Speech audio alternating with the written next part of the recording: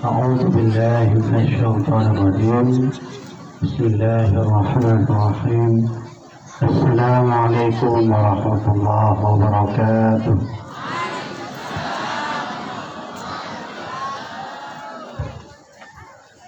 الحمد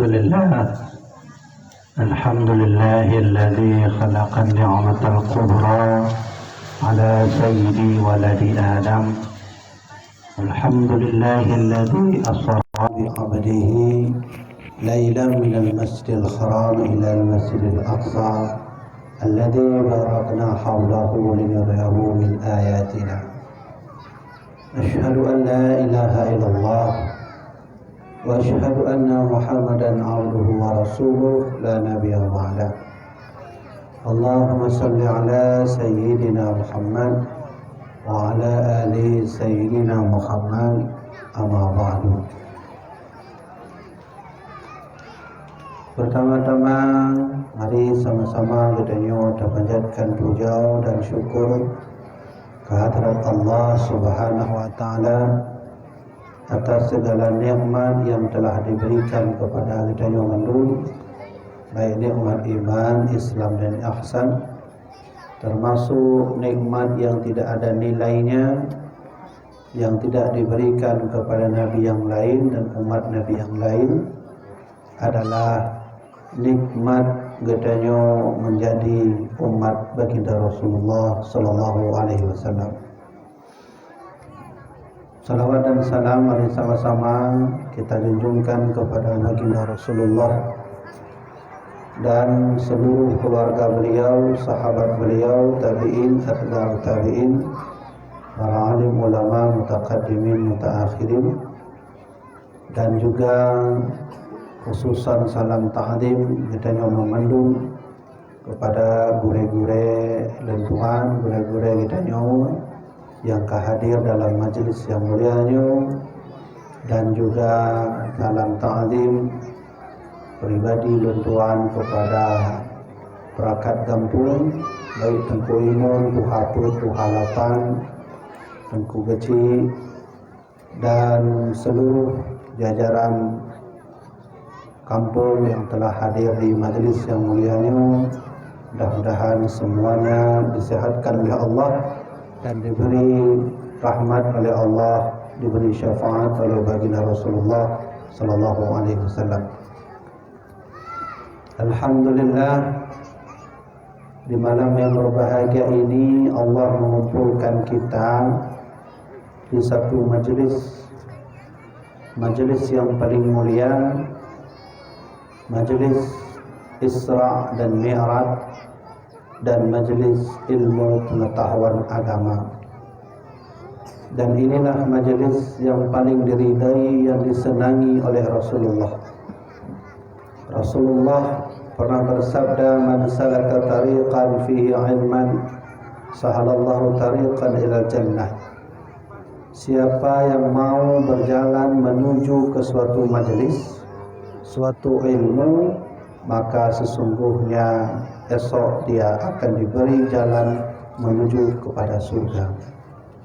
InsyaAllah nyo dan tuan di atas panggungnya dan urung-urung nejak kena dengar ceramah, tapi kita sama-sama mengaji, mengulang kaji tentang peristiwa besar Isra dan Mi'raj yang pernah dialami oleh baginda Rasulullah sallallahu alaihi wasallam.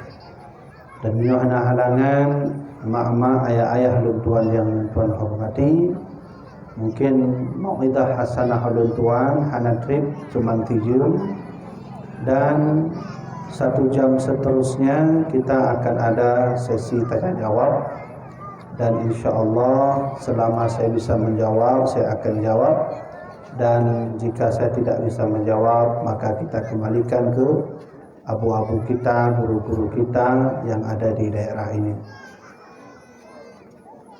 Kaum muslimin jamaah yang dirahmati oleh Allah Subhanahu wa taala, Allah itu menciptakan nabi jumlahnya 124.000. Itu banyak sekali nabinya. Jadi jumlah Nabi 124.000. Dan Allah menciptakan Rasul ada 313.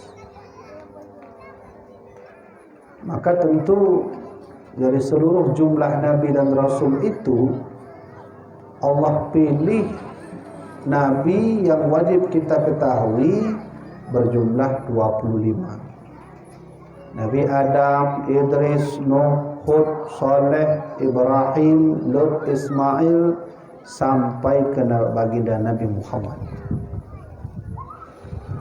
Di antara 25 itu, Allah pilih lagi Nabi menjadi 5 orang. Dipilih oleh Allah, diseleksi oleh Allah menjadi 5 orang.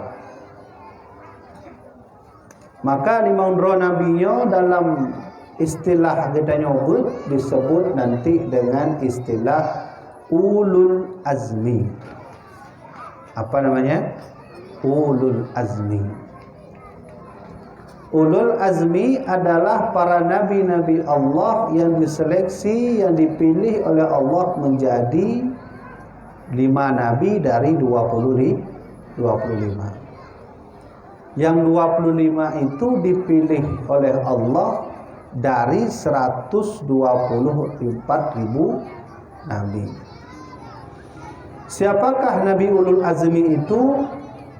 Dan apa makna ulul azmi? Ulul azminya maknanya punya bahasa katanya orang awam ya, orang yang diuji oleh Allah tingkat kesabarannya, ketabahannya, keilmuannya diuji, lulus. Maka itu disebut dengan ulul azmi. Yang pertama Nabi ulul azmi itu Nabi Nuh. Sampai sekarang tidak ada yang tahu, jarang orang yang tahu sonan nan asli Nabi Nuh. Nanti dengar nan asli Nabi Nuh? Ana. Agitanya biasa menyuguhnya dia abut, yang tapi dah dengar Nabi Nuh. Oh kamu form naku. Nabi Nuh yang mukjizat, yang ijazah umat godnyan ditenggelamkan di dalam laut. Hujan terus-terusan lalu umatnya wafat mati. Yang keterunan. Tapi jika kita melihat Nabi Nuh itu nama aslinya yang ditulis di dalam kitab karya Syekh Muhammad Hanafi, ya, Muhammad Hanafi, di situ tertulis nama asli Nabi Nuh adalah sama lagi nan asli Tidro orang Belanda yang tahunnya jauh Aceh, jauh pengancu Aceh. Kau berarti sifat di sama, nan sama. Nah Tidro orang Belanda, awak dari Belanda, diutus oleh Belanda jauh Aceh untuk pengancu Aceh. Nan goknya kita nyokan Tuku Putih nan asli adalah Abdul Ghaffar. Maka Nabi Nuh nama aslinya Abdul Ghaffar. Begitulah yang ditulis oleh Syekh Muhammad Al-Hanafi. Sonan Nabi Nuh Abdul Ghaffar namanya. Man pakan dia ke Nabi Nuh nunggu. Begini ceritanya.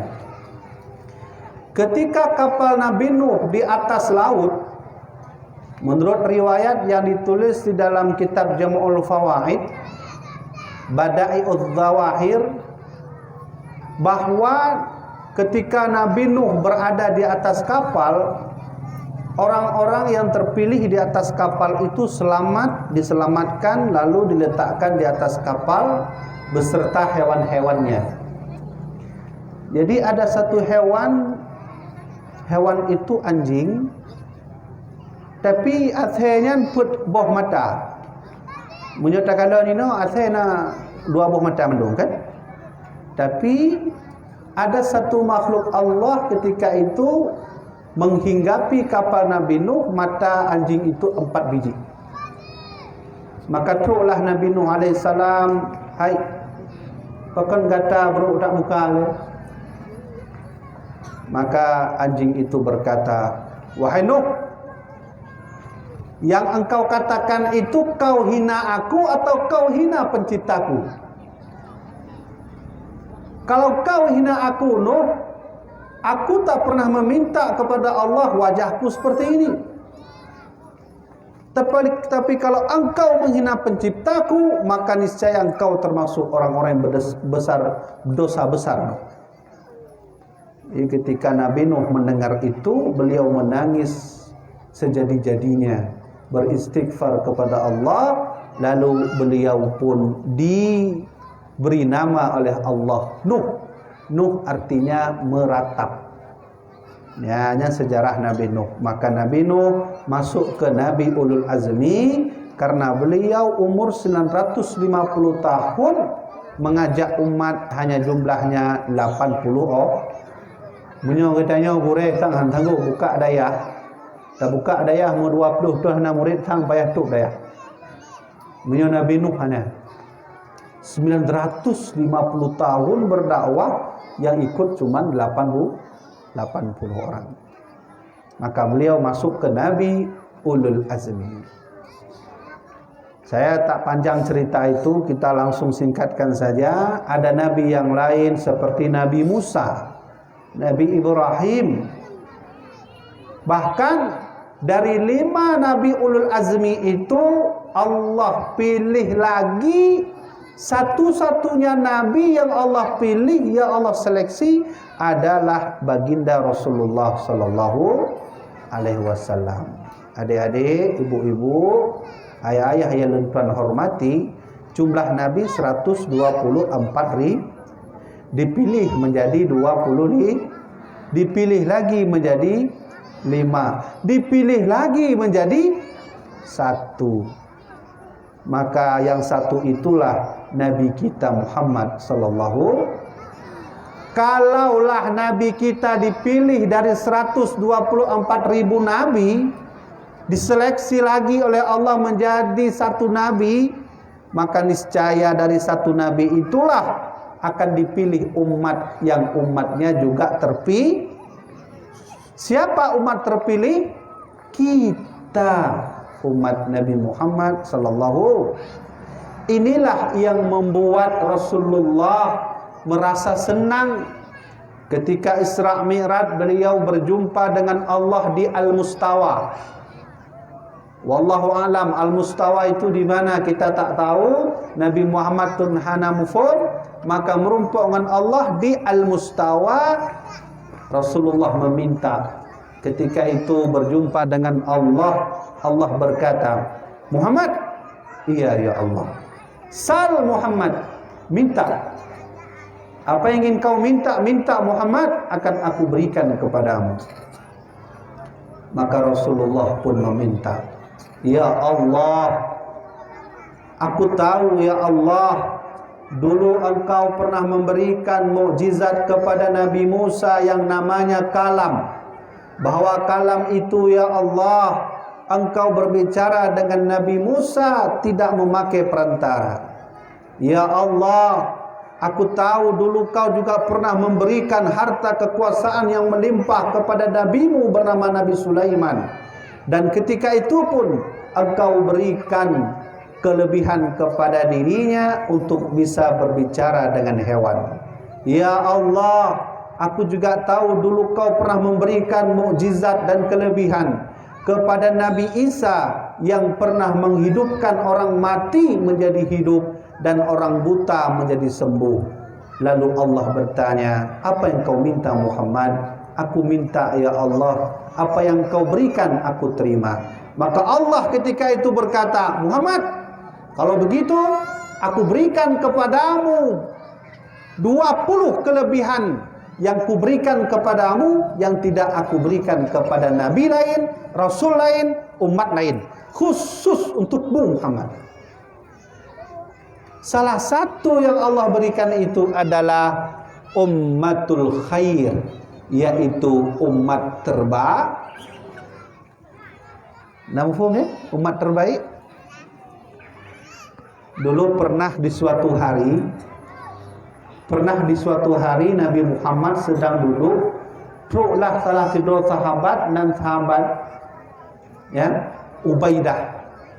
Nah, salah satu sahabat datang ke Nabi Muhammad dan sahabatnya Ubaidillah datang duduk kepada Rasulullah. Maka goknya tanya kepada Rasulullah, "Ya Rasulullah, indi soal, aku punya pertanyaan, bolehkah aku bertanya?" "Boleh." "Rasulullah, hal ahadun khairun minna ya Rasulullah? Bika aslamna wa bika jahidna ya Rasulullah." Punya bahasa ada yang benar. "Nabi, kalau engkau ajak kami untuk berjihad, Nabi, kami siap. Kau ajak kami untuk mempertaruhkan nyawa untuk agamamu, kami siap. Kau ajak kami untuk berperang, kami siap. Kau ajak kami untuk menaruhkan jiwa dan raga untuk Islam, kami siap. Kau ajak kami untuk melimpahkan harta kami untuk perjuanganmu, kami siap. Apapun yang kau minta Muhammad, apapun yang kau minta Rasulullah, kami siap. Tapi pertanyaannya adalah, hal ahadun khairun minna ya Rasulullah? Ada enggak orang yang lebih baik dari kami? Kelompok dari yang lebih baik dari kami, golongan yang lebih baik dari kami, ada Nabi?" Coba lihat, ada mana? Seandainya nak Ubaidillah jak bak kampung tanya-nyo, Ubaidillah sahabat Nabi nya, kemudian dia bak tanya, "Hai, saya Nabi God, gata atau lentuan sahabat Nabi?" Pasti jawaban dia adalah sahabat Nabi. Kemudian tidak ada lain kecuali para sahabat Nabi yang paling baik akhlaknya, yang paling baik niatnya, yang paling tinggi ilmunya, yang paling setia dengan baginda. Berarti yang paling setia itu adalah sahabat keluarga Nabi, sahabat Nabi. Tapi sahabat Nabi pernah bertanya, "Ya Rasulullah, hal ahadun khairun minna ya Rasulullah? Ada enggak orang yang lebih baik dari kami, Nabi?" Maka Nabi menjawab, "Ada Ubaidillah." Ketika Nabi Muhammad menjawab ada, maka Nabi berkata ketika itu, "Ketahuilah bahwa saya khuruju fi akhir zaman, di akhir zaman nanti akan muncul umatku yang mereka itu yu'minu nabi walam yarawni, mereka beriman kepadaku, mengerjakan maulid karena cinta kepadaku, mengadakan isra karena cinta kepadaku, mengucapkan salawat berdiri karena aku, mengucapkan tahlil juga karena aku, mengucapkan lafaz Al-Quran juga karena aku. Itulah orang yang paling baik, wahai Ubaidillah. Besok ketika kita tiada, ketika engkau tiada, ketika aku tiada, akan bangun satu umat yang paling besar dari umatku itu. Mulai dari bahasa kita, ada dari Indonesia, ada dari Afrika, ada dari Australia, ada dari Amerika, ada dari Malaysia, ada dari Brunei, ada dari Rusia. Semua beriman kepadaku, yu'minu nabi walam yarawni. Mereka beriman kepadaku tapi belum pernah melihat Maka kata Nabi, itulah kelompok yang paling baik. Sahabat bertanya, "Kenapa mereka yang paling baik ya Rasulullah? Kalau engkau hidup di sini, jika ada masalah, maka bisa jumpa dengan aku. Jika ketika aku tiada, engkau tiada, muncullah satu umat di akhir zaman. Mereka membela namaku, ingin berjumpa denganku, tapi aku tiada lagi. Maka itulah kelompok yang paling baik, umat yang paling baik." Itulah hadiah Allah ketika Nabi melakukan mi'raj, berjumpa dengan Allah di Al-Mustawa. Alhamdulillah. Mama ayah-ayah, watilahi nantom lake wa Allah, ya Allah na puji ke umat Muhammad. Watilahi musuh contoh getanya ban dan dilahirkan oleh mak adanya musuh dalake wa Allah, ya Allah na puji ke umat Muhammad. Namunan kita tidak pernah meminta, tapi kita dipilih. Oh, seandainya dulu jadi umat Nabi Sulaiman, siap-siaplah kita mencari duit banyak-banyak. Maka uringinong masa Nabi Sulaiman, seandainya kita jadi umat Muhammad, jadi umat Nabi Sulaiman, Nyan mak-mak kabeh dunia nyo kalung nyo mandum kana meh nyo meh ba ule meh ino nama cit puduk ino ba hidung na cit meh mandum meh seluruh tubuhnya. Kenapa? Karena nabi orang kaya. Maka kita juga harus berlomba jadi orang kaya. Maka kita dipilih oleh Allah menjadi umat Nabi Muhammad. Lu ulang 3 tu. Dari 124.000 dipilih menjadi 20.000. Dari 25 dipilih menjadi 5. Dari 5 dipilih menjadi 1. Begitu juga kita. Dari seluruh umat para nabi dipilih umat-umat itu, yaitu dipimpin oleh 25 Dari 25 umat nabi itu dipilih lagi menjadi umat-umat itu umat yang 5 Dari 5 nabi itu dipilih lagi umat yang terbaik, terpilih, terbagus adalah umat baginda Rasulullah sallallahu. Maka wajarlah di suatu hari Jibril datang, Muhammad, di suatu saat nanti taulah bahwa seluruh umatmu akan masuk ke dalam surga. Maka Nabi bertanya, wa in saraka wa in zana ya Jibril, walau umatku mencuri masuk surga Jibril, walau umatku berzina masuk surga juga Jibril. Maka Jibril menjawab, wa in saraka wa in zana Muhammad, walau umatmu mencuri Muhammad, walau umatmu berzina Muhammad, kalau dia mati, sebelum dia mati mengucapkan kalimat syahadah, dia beriman kepada Allah, niscaya dia akan dimasukkan juga ke dalam surga. Alhamdulillah. Maka alhamdulillah kita menjadi umat Nabi Muhammad. Jadi terkait tentang umat Nabi Muhammad ini, dulu ada cerita waktu Nabi Mi'raj. Mi'raj itu perjalanan dari Masjidil Aqsa ke langit ke-7. Jadi ada 3 perjalanan Nabi. Nyo ilmiah. Nabi itu waktu Isra Mi'raj melakukan 3 perjalanan gaib. Munyo istilah gaib berarti aneh, ajaib. Perjalanan gaib. Pertama yang disebut dengan Isra. Isra itu Nabi berjalan menaiki burak dari Masjidil Haram ke Masjidil Aqsa. Yang kedua, Nabi Muhammad melakukan perjalanan gaib yang disebut Mi'raj. Mi'raj itu mulai daripada Baitul Maqdis menuju ke langit ke-7. Di atas langit ke-7 itu disebut juga Mi'raj. Tapi itu lebih kepada kondisi yang disebut nanti dengan alam lahud. Ada 3 alam yang dilalui oleh Nabi Muhammad.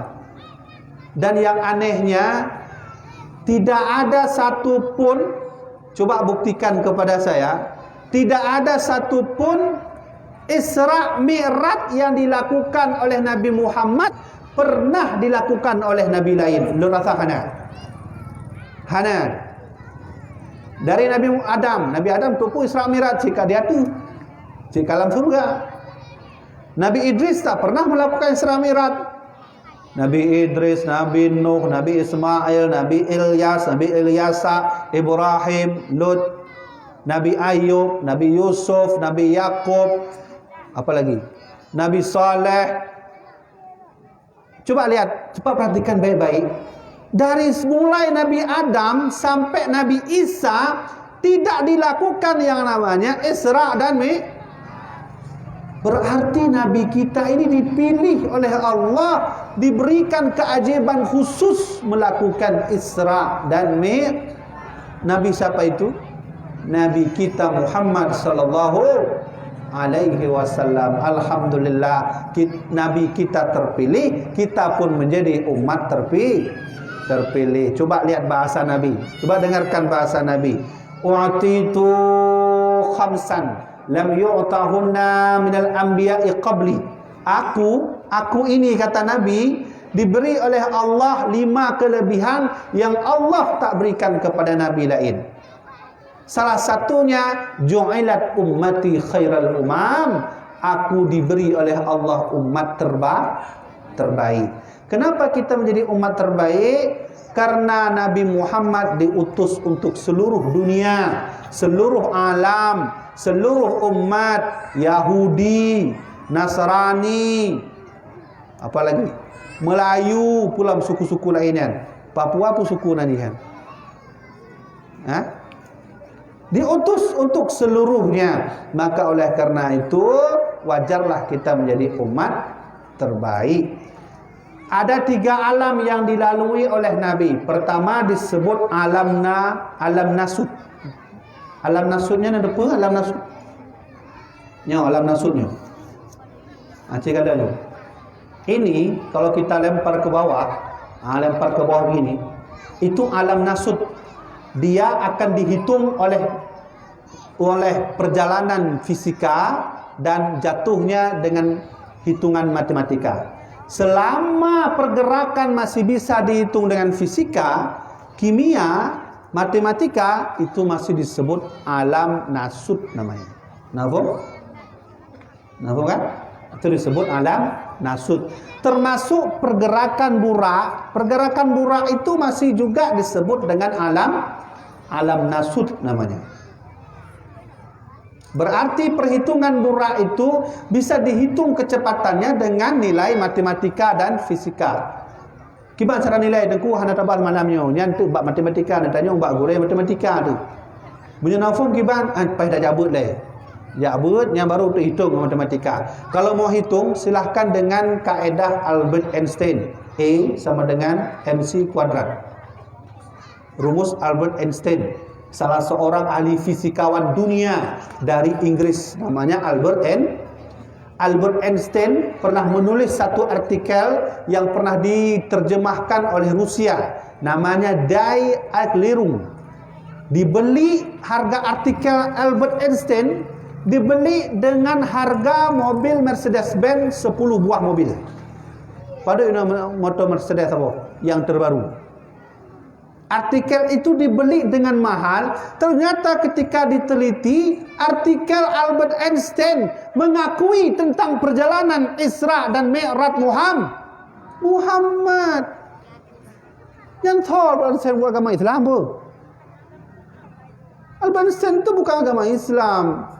Dia tak mengakui Islam, tak mengakui agama lain. Dia itu mantan daripada orang yang menganut materi. Ya, atau disebut ateis. Ateisnya udah hanya mengaku Tuhan, mandum Tuhan sama, ya ateis. Ya, maka oleh karena itu jatuhnya tisu ini masih bisa dihitung dengan bahasa fisika, matematika dan seterusnya. Yang itu disebut alam nasud.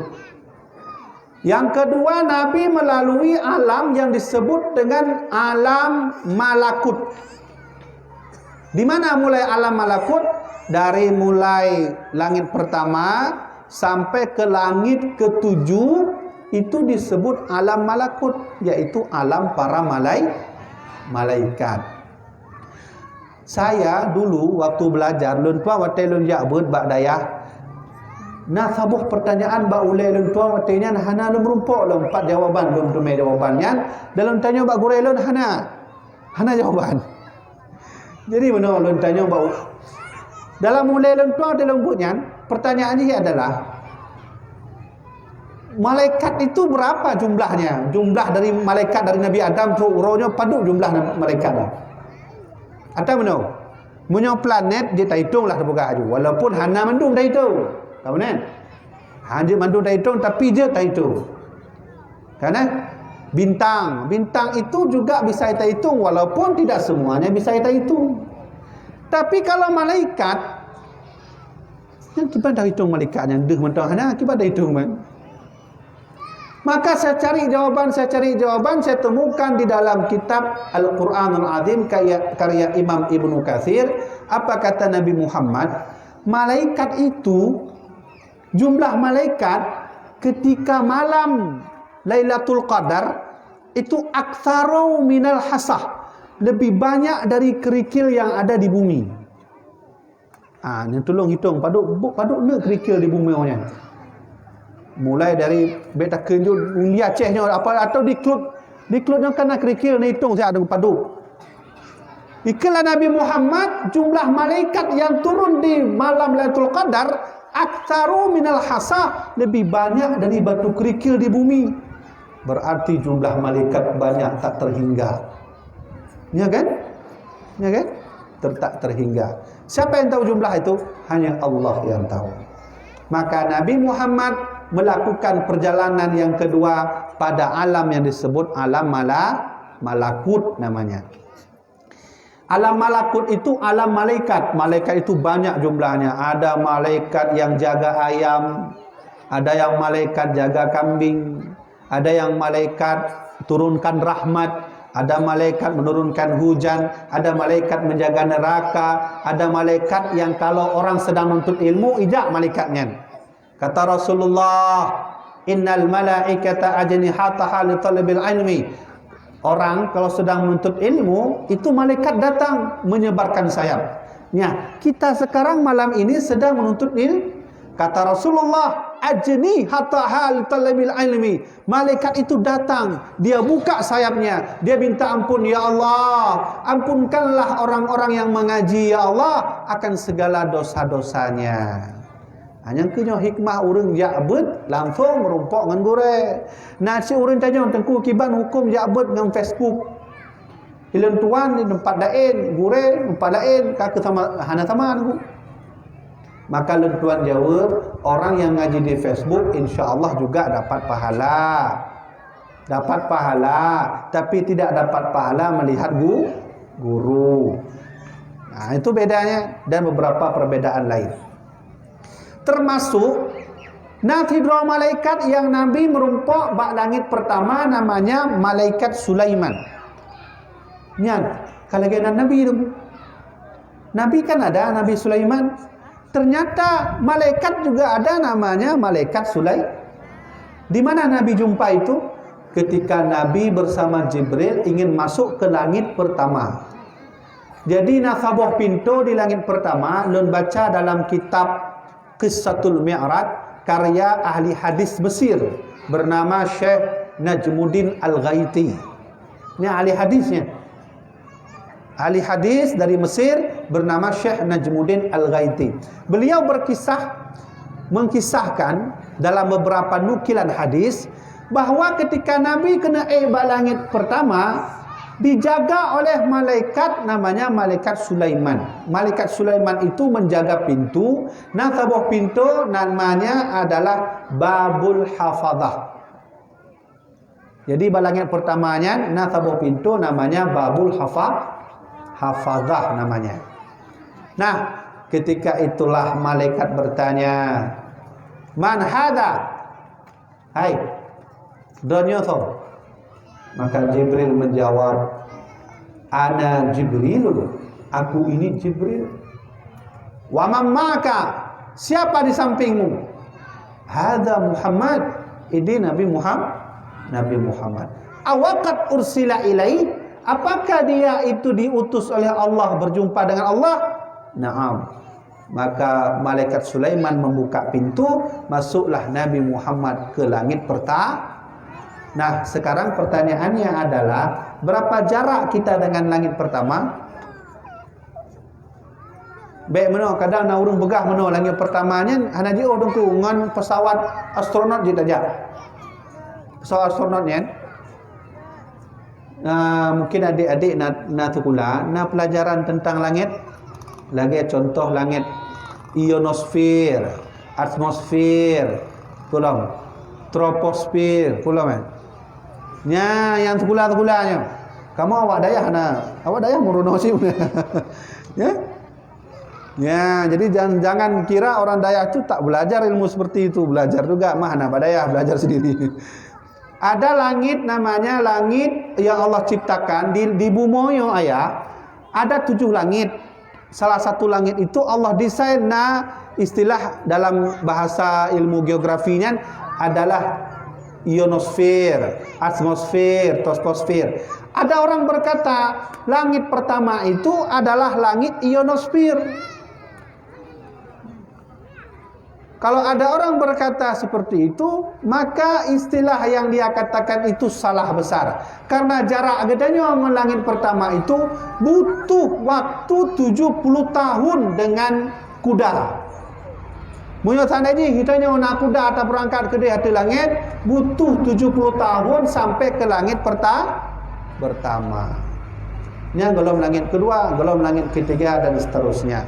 Maka ibu-ibu sekalian, maka alam yang kedua yang Nabi alami itu disebut dengan alam malakut, namanya alam para malaikat. Kemudian Nabi Muhammad beranjak lagi ke satu alam yang alamnya lebih aneh dan lebih gaib. Inilah yang disebut nanti dengan alam lahut, yaitu alam ketuhanan. Dari mulai alam ketuhanan, dari mulai Sidratul Muntaha. Sidratul Muntaha langsung naik ke Al-Mustawa. Ada 3 langit yang Rasulullah lalui. Sebelum Sidratul Muntaha ada satu langit namanya Baitul Ma'mur. Punannya Baitul Ma'mur namanya.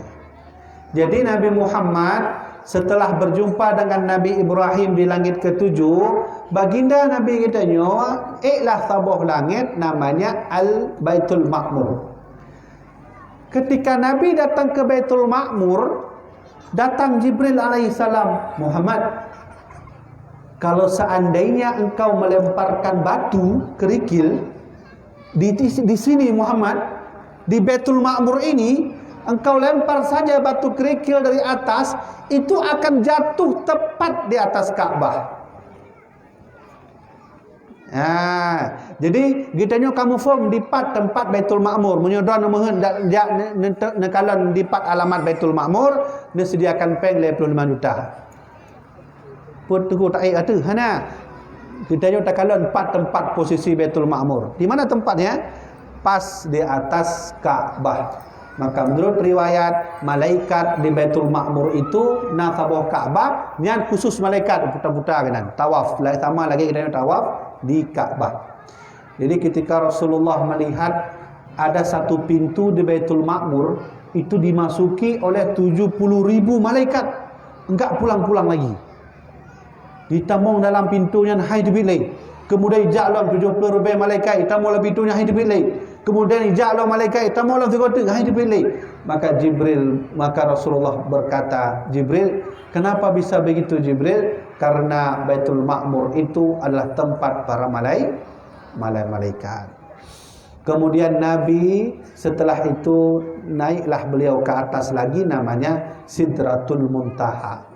Dalam kitab Qissatul Mi'raj dijelaskan bahwa Sidratul Muntaha ketika Nabi datang, ada satu pohon besar. Pohon itu daunnya berwarna-warni. Yang kadang-kadang on kaya pohonnya merah. Kadang berubah menjadi warna hitam. Kadang nanti berubah menjadi warna hijau. Kadang nanti berubah menjadi warna lain. Dan kupu-kupu. Ya, di Sidratul Muntahanya nasabah bakaya yang kala Rasulullah, ada kupu-kupu terbang yang dibuat oleh Allah menjadi emas. Yang kupu-kupu buh menungnya. Seandainya hina kupu-kupunya ni no hanale kupu-kupunya habis habitat. Habis oleh gua menung. Ya, untuk dijual menjadi alat kawin atau untuk menikah. Apalagi hari ini menikah peduk maya mino kan. Nah, le juta kan? Lebih kurang daripadanya 2 juta 800. Maka Rasulullah melihat kupu-kupu indah itu, dan beliau pun ketika itu berangkat menuju ke satu langit bernama Al-Mustawa. Maka kesimpulannya, Nabi mulai dari Sidratul Muntaha, Baitul Ma'mur, Sidratul Muntaha sampai ke disebut Al-Mustawa, sampai satu lagi ada alam yang tidak tahu Nabi namanya apa, yang itu juga disebut dengan alam lahud, yaitu alam ketuhanan.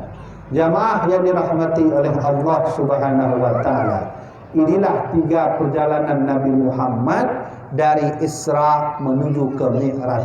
Nabi melalui 3 alam. alam nasut, alam malakut, dan satu lagi disebut dengan alam lahut, yaitu alam ketuhanan. Alhamdulillah, ternyata dari Isra Mi'raj ini kita bisa belajar banyak dari baginda Rasulullah sallallahu alaihi wasallam. Nabi sangat sayang dengan Rasulullah. Nabi sangat rindu dengan Rasulullah. Allah sangat sayang kepada Rasulullah. Allah sangat merindukan Nabi Muhammad sallallahu alaihi wasallam. Bahkan Nabi kita disebut dengan Al-Anbiya'ul A'zam, yaitu Nabi yang diantara Nabi yang paling mulia. Dulu ada salah seorang Nabi bernama Nabi Adam alaihissalam. Beliau pernah berdoa, Allahumma ya Rabbi as'aluka bihaqqin Muhammadin. Jadi ada seorang Nabi namanya Nabi Adam. Karena beliau tahu kemuliaan baginda Rasulullah, maka beliau pun meminta, ya Rabbi as'aluka bihaqqi Muhammadin, wahai Tuhanku, berikanlah aku ampunan karena keberkahan Nabi Muhammad sallallahu alaihi wasallam. Alhamdulillah, ternyata Nabi kita termasuk Nabi yang dipilih oleh Allah. Maka kesimpulannya adalah bahwa berbahagialah uronyo gedanya wujud ke umat Nabi Muhammad yang dipilih oleh Allah Subhanahu wa taala. Allah pernah berkata kepada Nabi Muhammad, Muhammad, aku ingin berikan kepadamu berbagai macam hadiah. Salah satu hadiah itu, wahai Muhammad, engkau dan umat engkau Muhammad, walaupun umat engkau terakhir hidupnya, tapi ingatlah surga akan dibuka pertama kali untuk umatmu, wahai Muhammad. Maka Nabi bersabda dalam hadisnya, nahnus sabiqunal awwaluna yaumal qiyamah. Kami, kata Nabi, walaupun kami ini adalah orang terakhir, Nabi terakhir, umat terakhir, tapi kami besok di akhirat adalah orang yang pertama. Selain itu, ketika Nabi Isra Mi'raj, Allah memberikan hadiah kepada Nabi Muhammad. Hadiah itu adalah sab'ul mathani. Nah, itu sab'ul mathani. Sab'ul mathani itu adalah Bismillahirrahmanirrahim. Alhamdulillahi rabbil alamin, Ar-Rahmanir-Rahim, Maliki yaumiddin, Iyyaka na'budu wa iyyaka nasta'in, dan seterusnya. Inilah yang disebut dengan sab'ul mathani. Lalu Allah ketika itu memberikan hadiah kepada Nabi Muhammad, Muhammad, aku ingin berikan kepada engkau hadiah. Hadiahnya adalah namamu Muhammad akan diagungkan oleh seluruh makhluk, termasuk nabi-nabi sebelummu, wahai Muhammad. Nyangkehnya wajar ketika Nabi Adam diturunkan oleh Allah dari surga. Nabi Adam meminta kepada Allah, ya Allah, nepu ampun dosa dan ya Allah karena keberkahan Nabi Muhammad. Ketika itu Allah bertanya, ya Adam, kaifa arafta Muhammadan walam akhluqhu? Dari mana kau tahu nama Muhammad sedangkan aku belum menciptakan Muhammad? Maka Nabi Adam berkata, ya Allah, tahukah ya Allah, ketika engkau membuat ruhku, engkau tiupkan ruh ke dalam tubuhku ya Allah, ketika itu mataku terbuka ya Allah, ketika itu aku bisa menyeramtakanku ya Allah, aku melihat satu kalimat luar biasa. Di salah satu tiang arasmu tertulis, la ilaha illallah Muhammadar Rasulullah. Disitulah aku tahu ya Allah bahwa namamu adalah nama yang paling besar, namamu adalah nama yang paling agung, namamu adalah nama yang paling baik, namamu adalah nama yang paling berkah. Tapi engkau menggandengkan dengan nama orang lain, dan nama itu adalah nama Muhammad. Aku tahu bahwa itu bukanlah orang biasa ya Allah. Aku tahu itu adalah nama kekasihmu. Yang kenyan sebab ya Allah, urangnya lulake ba'dran ya Allah, nepul ampun dosalan ya Allah dengan keberkahan nama Muhammad. Maka ketika itu Allah berkata, ya Adam, Ud'uni bihaqqihi, berdoalah kepadaku dengan nama Muhammad. Gimana cara berdoa dengan nama Muhammad? Ya Allah, nepur ampun dosa mak dengan ayah dan tuan dengan keberkahan nama Muhammad. Saya punya pengalaman dulu waktu almarhum Abuya Muhyiddin setelah sholat subuh. Abuya Muhyiddin itu setiap sholat subuh beliau bangun setelah zikir, beliau bangun menghadap kiblat. Kemudian kami ikut di belakang nyan habis-habis yang subuh kemudian. Maka almarhum Abuya menghadap kiblat, lalu beliau berkata, sekarang kita seolah-olah berhadapan dengan baginda Rasul. Mari kita bangun semua. Maka waktu itulah kami bangun dan kami ucapkan ikut almarhum Abuya. Pui kelah Abuya watanyan, demi ayah lun, demi imak lun tu, demi kakek lun, demi nek lun, demi harta, demi jiwa, demi raga dan demi agama kami ya Allah, semuanya untuk Muhammad sallallahu alaihi wasallam. Begitulah Allah memberi hadiah kepada Nabi Muhammad dengan hadiah yang beliau selalu akan dipuji oleh seluruh umat. Maka kita sampai hari kiamat akan terus memuji nama baginda Rasulullah sallallahu alaihi wasallam. Termasuk bab maulid. Kita mengerjakan maulid itu bukti bahawa kita memuji baginda Rasul. Tapi walaupun menan, nacid urung pegah bahawa hanya pergi maulid.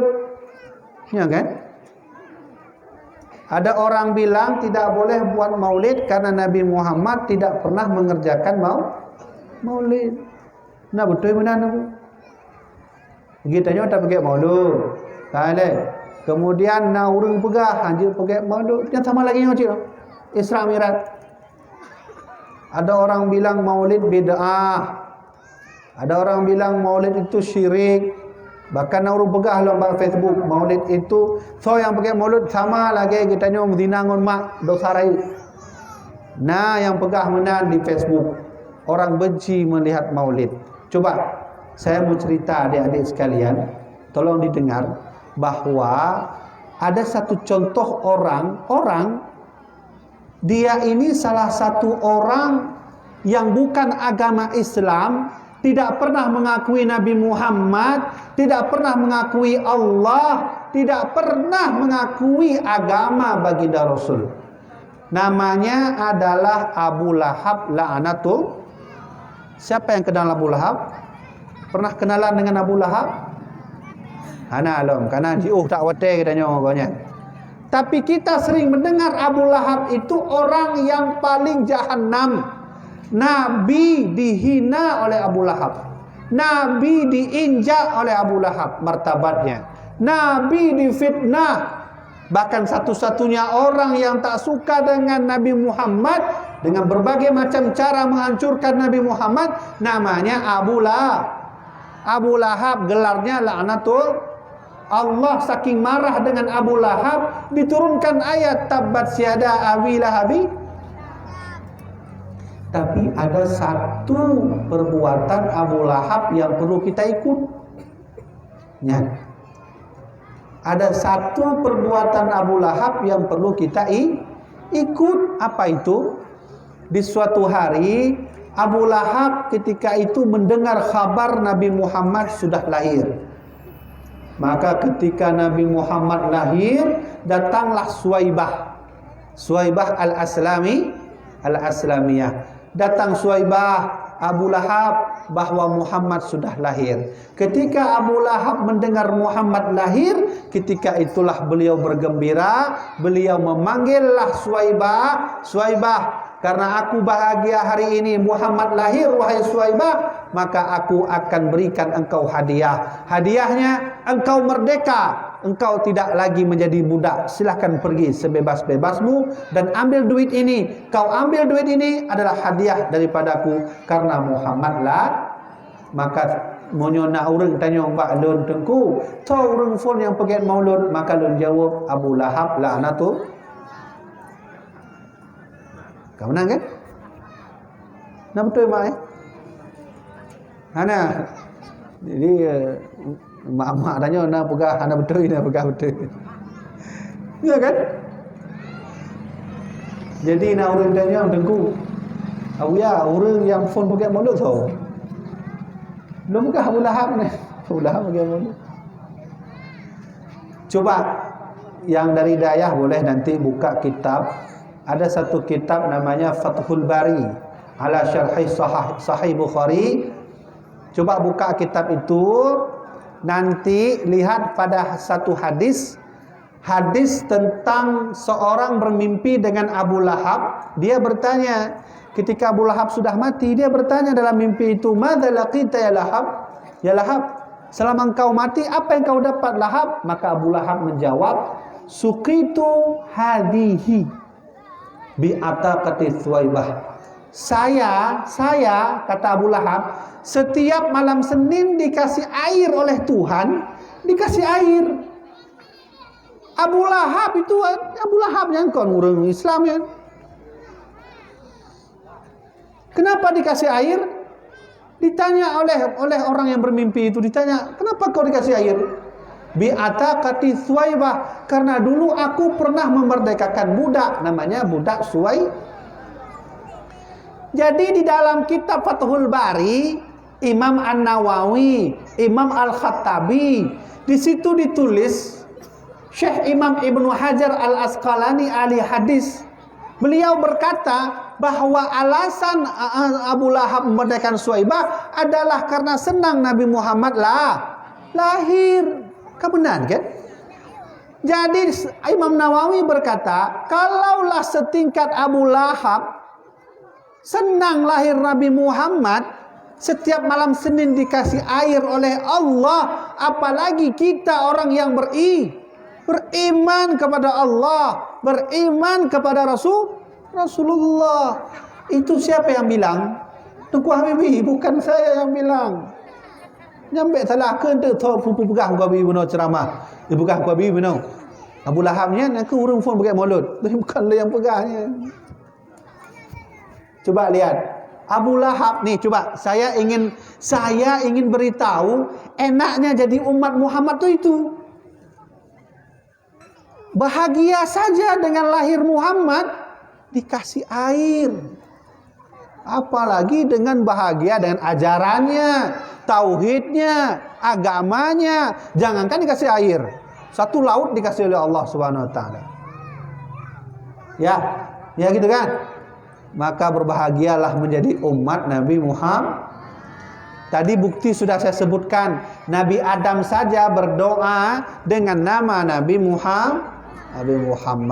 Berarti adik-adik, ayah-ayah, ibu-ibu yang tuan hormati, kalau begitu alangkah enaknya menjadi umat baginda Rasulullah. Nabi Muhammad itu sangat sayang kepada kita. Nabi Muhammad itu sangat rindu kepada kita. Nabi Muhammad itu sangat-sangat ingin berjumpa dengan kita. Ada satu riwayat ketika Nabi sedang mengajar, tiba-tiba Nabi mengeluarkan air mata, mengucurkan air mata di pipinya.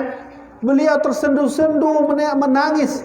Lalu Abu Bakar bertanya, "Ya Rasulullah, kenapa engkau menangis ya Rasulullah?" Maka Nabi menjawab, "Aku sedang rindu dengan saudaraku. Aku sedang ingin berjumpa, ingin berjumpa dengan saudaraku." Maka Abu Bakar berkata, "Alaisana bi ikhwanika ya Rasulullah? Bukankah kami ini saudaramu ya Rasulullah?" Nabi menjawab, "Tidak. Kalian bukan saudaraku wahai Abu Bakar, tapi kalian sahabatku. Kalian semua yang ada di sini bukan saudaraku, tapi kalian semua sahabatku. Yang aku sedang rindukan hari ini adalah saudaraku." Maka Abu Bakar bertanya, "Ya Rasulullah, siapakah saudaramu itu ya Rasulullah? Alangkah senangnya kami jika engkau mau menjawab.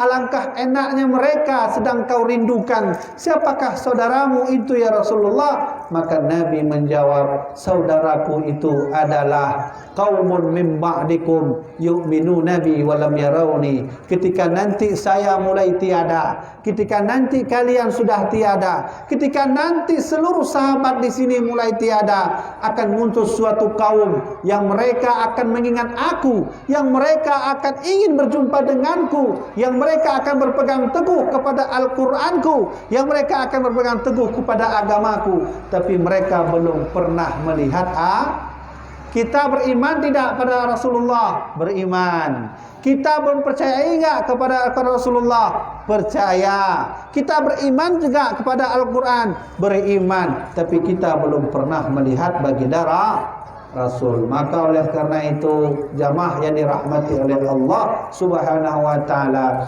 dari ranah Isra Mi'raj inilah bukti yang ingin saya sampaikan penting malam ini adalah cuma satu. Isra Mi'raj tidak diturunkan untuk nabi lain, tapi khusus untuk Nabi Muhammad.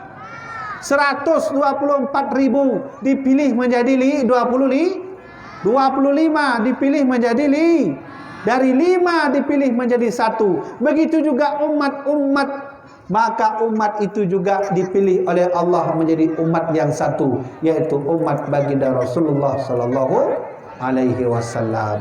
Maka sebagai penutup, karena kita sudah sampai 1 jam, mungkin nanti sebentar lagi ada tanya jawab. Saya sebagai penutup, saya ingin cerita bahwa ketika Nabi Muhammad datang ke langit ke-6, di langit ke-6 itu hiduplah seorang nabi bernama Nabi Musa alaihi salam. Ketika Nabi bertemu dengan Nabi Musa alaihi salam, ketika itulah Nabi Musa berkata, "Wahai Muhammad, ketahuilah, aku punya umat terbaik. Nama umatku adalah Bani Israel." Nah, sama Israel dengan Israel? Nah, borongnya naci dengku kan Israel, tapi Israel. Nah, sama ni. Itu nak urun tanya Bani Israel dengan Israel sama? Bani Israel itu hampir sebahagiannya, hampir seluruhnya orang-orang yang beriman kepada Nabi Musa. Tapi kalau Israel, jangan beriman kepada Nabi Musa. Kitab Nabi Musa sudah mulai diotak-atik. Maka ketika Nabi Musa berkata, "Wahai Muhammad, aku punya umat terbaik," maka Rasulullah pun menjawab, "Musa, aku juga punya umat terbaik darimu, wahai Musa. Aku rindu dengan umatku itu Musa, aku sayang dengan umatku itu." Maka ketika itulah Rasulullah sallallahu alaihi wasallam ketika ingin minta izin kepada Nabi Musa untuk berangkat, maka Nabi Musa menangis. Nabi Musa menangis mengeluarkan air mata. Ketika itu Rasulullah bertanya, "Ya Musa, ma yubkika ya Musa? Kenapa engkau menangis Musa?" Maka Nabi Musa menjawab, "Li'anna ghulaman yadkhulul jannata min ummatihi aktsaru yadkhulul jannata min ummati." Nabi Musa menjawab, "Aku menangis ini Muhammad karena di suatu hari nanti ada seorang pemuda yang menjadi rasul, dia akan mengajak seluruh umatnya masuk surga lebih banyak daripada umatku." Maka Nabi Muhammad bertanya, "Siapa anak muda yang kau maksudkan Musa?" "Yang ku maksudkan adalah engkau wahai Muhammad, nabi yang akan membawa seluruh umatmu masuk ke dalam surga. Aktsaru min ummati, lebih banyak daripada umatku." Maka alhamdulillah, dari singkat cerita Isra dan Mi'raj yang saya sampaikan ini, poin utamanya adalah bahwa ingatlah baik-baik, Nabi Muhammad adalah nabi yang terpilih, nabi yang terbaik, nabi yang paling agung. InsyaAllah kita adalah umat terpilih, umat yang paling baik, umat yang paling agung di antara umat-umat yang lain. Maka oleh karena itu, maka ini dapat saya sampaikan. Mudah-mudahan bermanfaat bagi saya sendiri dan bermanfaat bagi jamaah yang dirahmati oleh Allah Subhanahu wa taala. Saya pulangkan kepada panitia, mungkin ada pertanyaan. Maka sekian dapat saya sampaikan. Saya tidak beri salam dulu, mungkin ada doa. Nanti kita baca doa baru saya berikan salam sebagai salam penutup.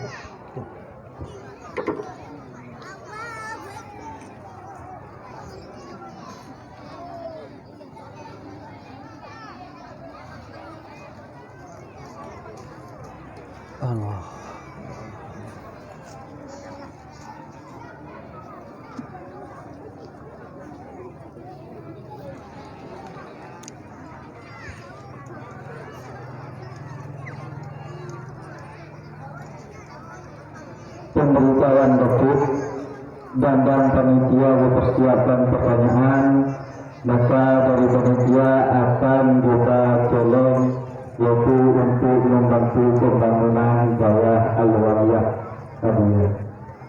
Sekian, terima kasih.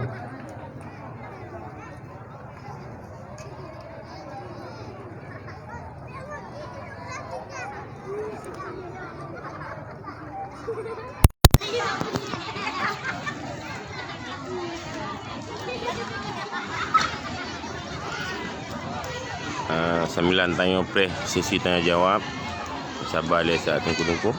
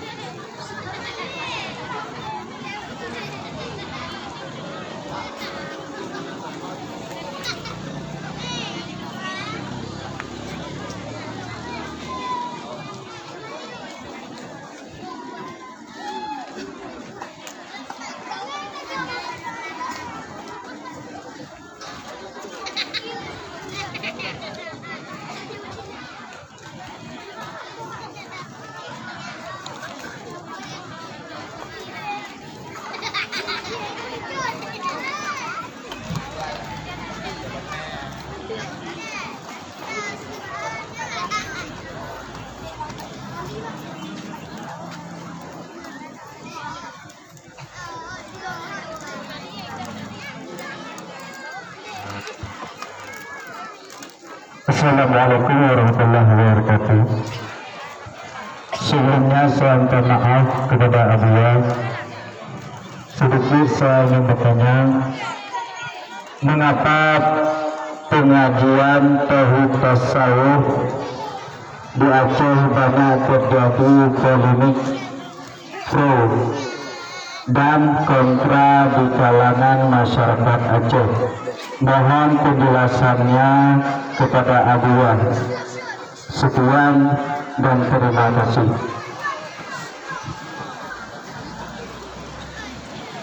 Jadi berkenaan tentang tauhid tasawuf, banyak yang khilafiyah atau polemik di Aceh. Tauhid tasawuf itu benar adanya, tauhid itu ada, tasawuf itu ada. Jadi yang jadi polemik kita ataupun perselisihan di antara kita, penggunaan tauhid tasawuf yang kurang tepat.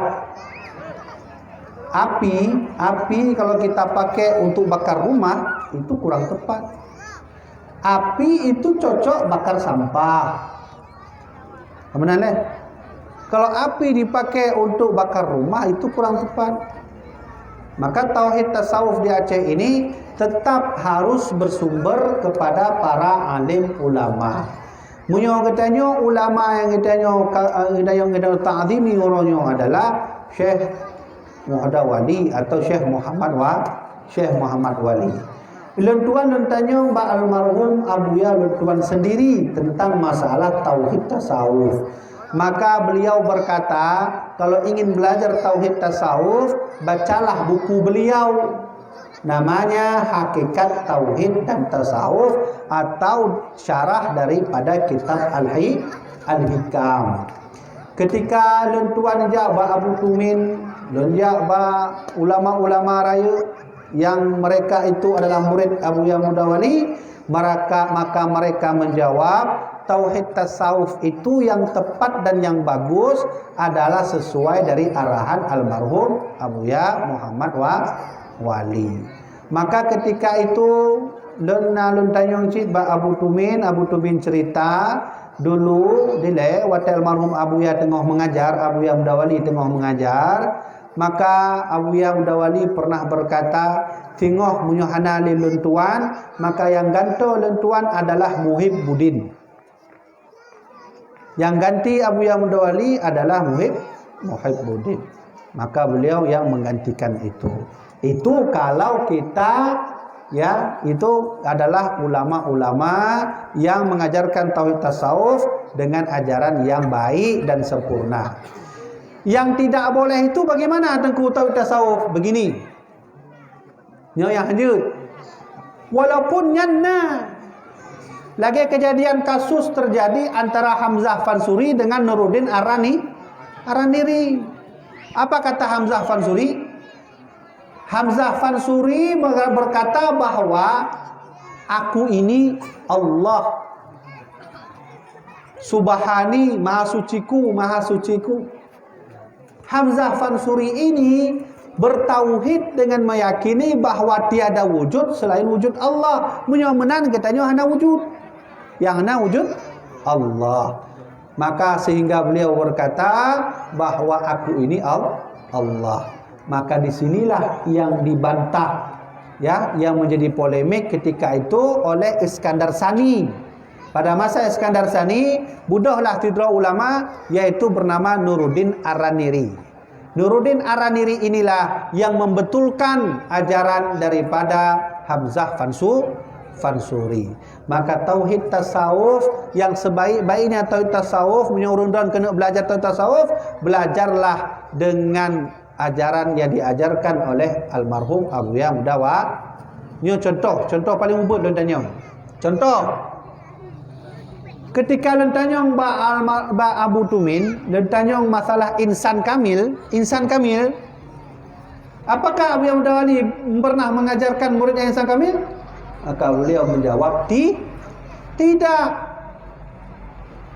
Walaupun insan kamil itu ada, pernah diakui, pernah diadakan di dalam suatu kitab yang ditulis oleh Syekh Abdul Somad Al-Falembani dalam kitab Sirus Salikin. Tapi almarhum Abu Mudawali tidak pernah mengajari insan kamil. Jadi orang yang pernah insan kamil malamnya, orang-orangnya untuk contoh itu dia ikut siapa? Apabila dia itu murid daripada almarhum Abu Mudawali. Maka oleh karena itu, ya, ikutlah tauhid tasawuf yang pernah diajarkan oleh Abu Mudawali. Seperti contoh lagi anak beliau almarhum Abu Muhyiddin dalam kitabnya Hakikat Hikmah Tauhid dan Tasawuf. Yang kena dapat tuan sampaikan. Nah, kan. Nah lainnya.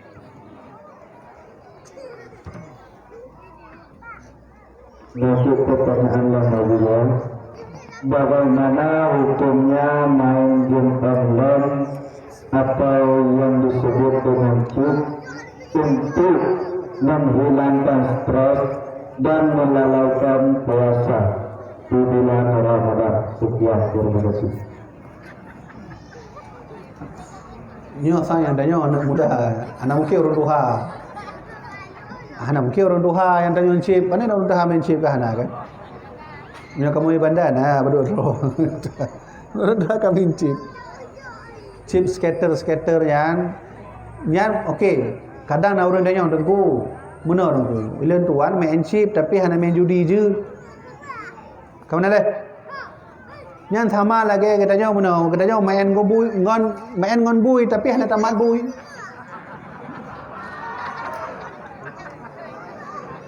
Ni kan? Baik bungeh kelon. Fatwa MPU Aceh sudah memberi fatwa skater itu game haram. Nya nejak gede, nejak MPU provinsi, netanya ngana fatwanya, nyen fatwa kananya. Elu bungeh kan gua bibi, kelong bungeh fatwa MPU. Ilun ikut giban fatwa MPU. Okey dengku, beradil lah dengku, kan nak game lain lagi PUBG pula nya. PUBG Free Fire pula. Mobile Legend. Nya je mainnya dengku. Di dalam tasawuf itu tidak boleh merugikan akal dengan sesuatu hal yang dapat membuat kita lalai. Munyaka melalaikan, nyan hadir lagi. Engkau sekedar saja engkau berjelah. Kadang-kadang dan tuan hek ulang-ulang kitab. Kan je lebuta tengok game online betul menang. Kan je.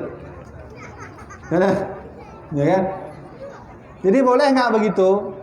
Nyok. Game itu ada yang boleh dimainkan, ada yang tidak. Belum jawab.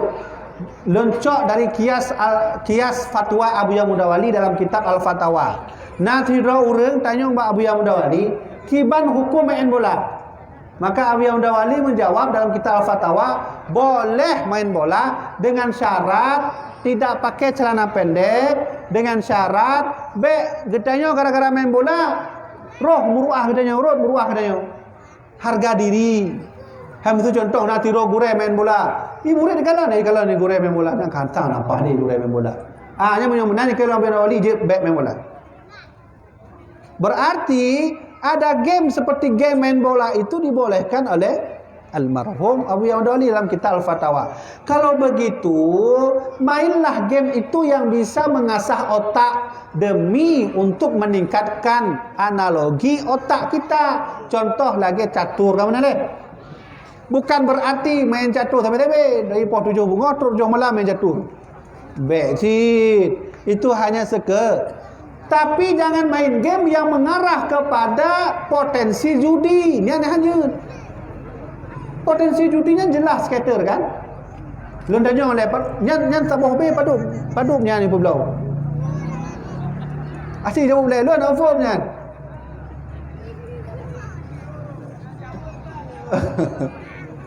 Tiplah rubai ah.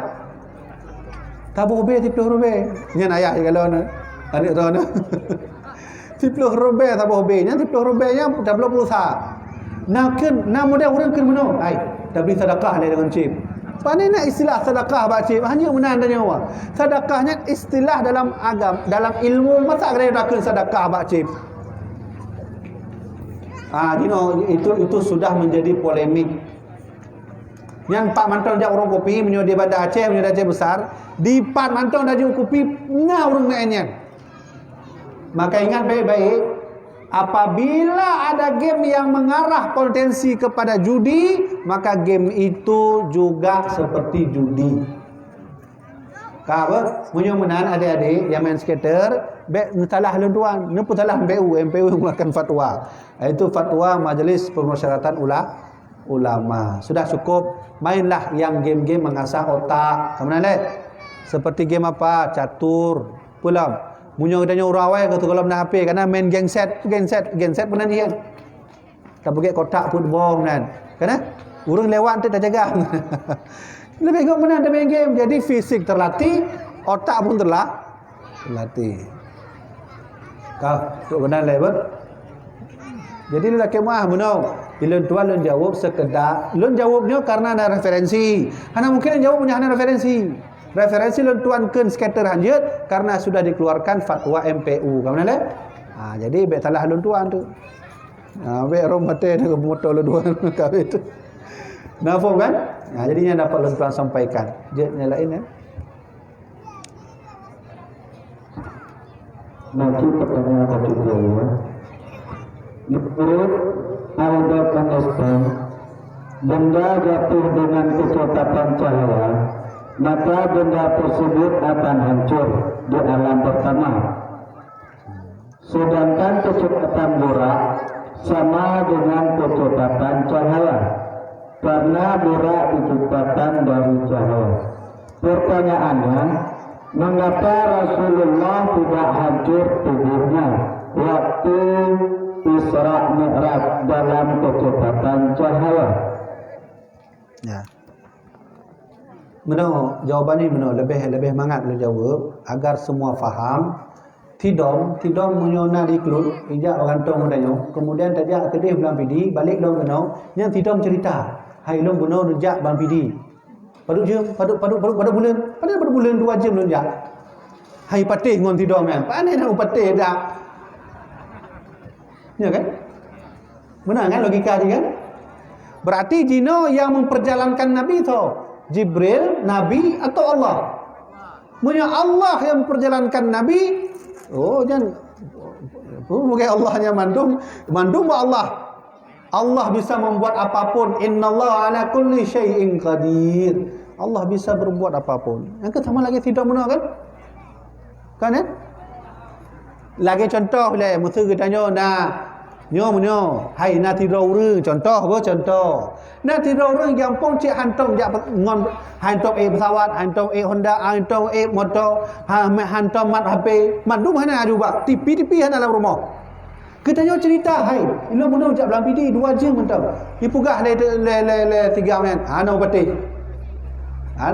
Pandai na dalam pidi. Yang paling tu sebulan baru belang pidi pada jaga dalam. Hanya yang penting. Kenapa? Karena logika dengan logika yang main. Munyo Isra Mi'raj hanya dipakai dengan logika, tapi dengan Allah Subhanahu wa taala. Makanya Allah berfirman subhanalladzi maha suci Coba benar. Acin tunjuk baklun tuan, sabah sejarah yang didahului dengan kalimat subhanalladzi dalam Al-Quran. Maksud contoh, Allah ingin menciptakan Nabi Adam. Apakah Allah mengucap subhanalladzi?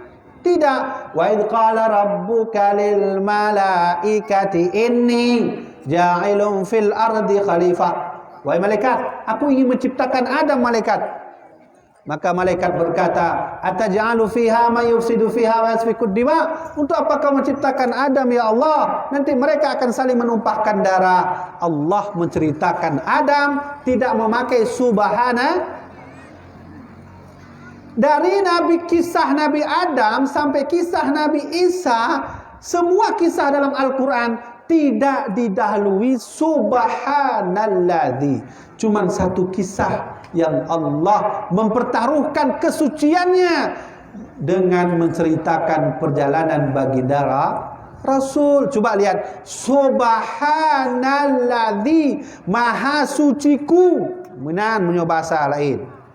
Maha suciku yang telah aku jalankan Muhammad dari Isra, dari Mi'raj sampai berjumpa dengan Allah. Berarti yang memperjalankan Nabi Muhammad Allah. Maka teori Albert Einstein hanya berguna ini. Nampak kan? Benar. BGO taklah. BGO tak mengok Isra Mi'raj. Yang KGO tak turah ada jauh. Benar. Coba pakai teori Albert Einstein. Albert Einstein itu bisa menciptakan teori keberadaan sesuatu. Kamu benar? Benar? Kamu nafumku. Wallahu a'lam nafum dia buka lah buku awal dan awal belajarnya sejarah tentangnya baca alam. Tentang kewujudan itu bisa dihitung dengan rumus Albert Einstein. Kak, punya menan, acin hitung si dipat wujud lapar. Laparnya apa itu? Acin hitungnya baklon teku kipan wujud lapar pu bulat menan lapar bentuk ji pu lagi pisang menan atau lagi donat. Sampai hari ini tidak ada orang yang tahu di mana lapar. Aneh nah itu bak perut, acin pelah perut nak lapar. Anda laparnya kan aneh kan? Dia ada tapi dia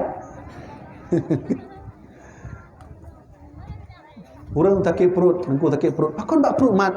Kan sejenik bak ulai dengku ulun sakit perut. Menahan bak ulai. Orang punya sakit perut bak perut, wadah tak pelah perut hana laparnya. Yang sama lagi orang kena melamar si orang hinang. Saya cinta sekali padamu. Kalau tak percaya belah dada aku. Kamu benar leh? Acin belah dada, nak cintanya. Sana cint. Hana merumpuk cintanya. Berhabis umur dahnya mungkin hidup oleh Allah umur 200 tahun, hana merumpuk cintanya. Ingat baik-baik. Jangankan Isra Mi'raj, dalam tubuh kita saja ada wujud yang hana wujud. Yan, gimana maksudnya? Ada wujud yang tidak wujud. Apa itu? Lapar, rindu, sakit. Betul dah kena tempon le ayam tu kan? Ditampar dah oleh mak betul benar. Kan sakit kan? Acik betulnya sihat baklon kiban bentuk sakit pun lagi kue bonat. Sakit di bentuk jinya. Coba lihat. Ini adalah keajaiban, keanehan yang Allah tanamkan dalam tubuh yang hanya nafum. Maka oleh karena itu, teori Albert Einstein ini tidak bisa dipakai dengan kehendak dan kuasa Allah. Tapi walaupun menan, perjalanan burak itu dari Isra, dari Mi'raj di Isra tadi, mulai dari punanian Masjidil Haram ke Masjidil Aqsa, itu bisa dihitung dengan hitungan waktu. Walau hitungan itu dikira-kira. Kiban masuk kira-kira? Karena Nabi Muhammad berangkat Isra Mi'raj hanya semalam. Nabi tahu berapa menit berangkat dari Masjidil Haram ke Masjid Berapa menit Nabi tahu. Yang Nabi tak tahu berapa menit lagi ketika Nabi berangkat menuju dari Baitul Maqdis ke Al-Mustawa. Nya na form dia. Nya hana guna wate. Hana guna tame jim mutu gedanya dah balagi pertama pakai jim. Hana pah dia jimnya sudah mulai error, tidak aktif. Maka oleh karena itu tidak bisa pakai teori Albert Einstein kah? Nah lain. Betul, kami pernah mendengar waktu golongan Wahabi Salafi dan Jamaah Tabligh. Pertanyaannya, apakah beda dengan kita yaitu Ahlussunnah wal Jamaah, dan bagaimanakah ciri-ciri mereka itu? Ya. Agaknya bang. Okey. Jadi Nabi pernah bersabda, la taftariqu ummati ya sab'ina firqah, bahwa suatu saat nanti umatku akan terpecah menjadi 73 golongan. Kulluhum finnar, semua masuk neraka illa wahidah, cuman satu yang masuk surga. Punya Ahlus Sunnah wal Jamaah. Dino pertanyaannya adalah pat beda Wahabi Jamaah Tabligh dengan Ahlus Sunnah wal Jamaah. Jamaah Tabligh dengan Ahlus Sunnah wal Jamaah itu sama, bedanya pakaian saja. Ya kan? Sama. Karena luntuan, waktu luntuan temebut di masjid, tabung masjid di Ulelean, Jamaah Tabligh dengar adanya ceramah, dengar adanya dakwah. Nah, Ahlus Sunnah Jamaah Tabligh dengan adanya yang sama, hanya berbeda. Yang berbeda sedikit, ya bahkan lebih banyak juga, itu adalah Wahabi atau disebut dengan kaum Khawarij. Ini dia jelaskan maksud. Wahabi dengan Khawarij itu sama. So yang pegah sama kelentuan Wahabi, tapi Syekh Imam Sawi dalam kitab Tafsir Sawi jilid 3. Nyan. Syekh Imam Sawi yang mengatakan Wahabi dan Khawarij itu sama. Wahabi itu nisbahnya kepada Muhammad bin Abdul Wahhab, salah seorang ulama yang ketika itu yang hidup pada masa generasi pertama kerajaan Arab Saudi atau disebut dengan Raja Saud. Bergabunglah mereka, maka Arab Saudi ketika itu menjadi pemahaman Khawarij atau Wahabi. Nah, apa yang diperbuat oleh Wahabi? Wahabi berkata bahwa Allah itu punya tangan. Menyogedanya Ahlussunnah gimana? Menyogedanya Ahlussunnah, Allah itu tidak punya tangan. Ketika gedenya udah tanya bahwa Wahabi, hai, kenapa engkau katakan Allah punya tangan? Mereka menjawab, yadullah fawqa aydihim, tangan Allah ada di atas tangan mereka. Jadi ketika Allah neken tangan, urungnya nu patehyu. Oh, benar berarti Allah nata. Bahkan dalam salah satu ustaz mengajar yang di kitab Pang ya. Mengajar bahwa ibugah bahwa Allah nyana dua boh jaro, dua boh jaro belah ni. Ha cikale. Allah na jaro, dua belah jaro, dua bah jaro nya belah ni ki bancaranya. Ya kan? Ini Wahabi. Orang yang beriman lagi nyo ittifaq para alim ulama kafir. Orang yang sudah membayangkan Allah punya tangan, Allah ada wajah, nyan kekafiran. Lanjut. Kalau Ahlussunnah wal Jamaah meyakini Allah ada tangan dalam Al-Quran, walaupun Allah kentangan, nyan kentangan, tapi mulkuhu, kekuasaannya. Allah juga pernah berkata, kullu syai'in halikun, setiap sesuatu itu hancur, illa wajahahu, kecuali wajahnya.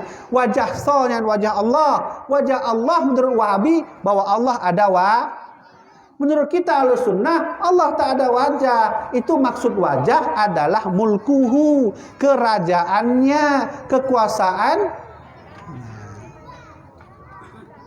Nah, Akidah Wahabi mengatakan bahwa Allah itu bersemayam di atas aras. Ar-Rahmanu 'alal arsistawa. Allah itu bersemayam di atas Nah depu mak bersemayam. Nyo, lagi lon tuan duk nyo. Nyo bahasa lain bah. Lon duk di atas kursi. Maka pemahaman orang Wahabi meyakini Allah duduk di atas aras. Berarti duduknya berarti yang kena lagi tanya duduknya. Munyo katanya ada yakini Allah duduk di atas aras, hai tamong lakai beta kendali lakai ne tamong. Kima hai tamong aku menau. Munyo Allah duduk atas aras, arasnya ubepu. Allah ubepu tu contoh benar.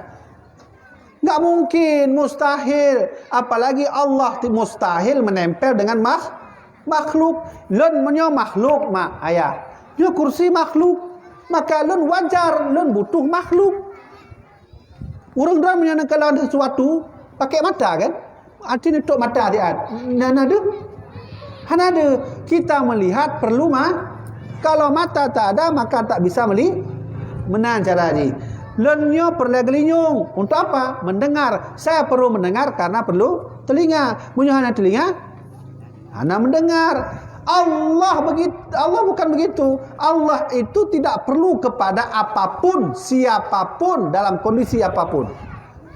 Man kibanci turah dengku Ar-Rahmanu 'alal arsistawa. Allah duduk di atas aras. Pu Allah duduk di atas aras mana lagi tanya duduknya. Mana?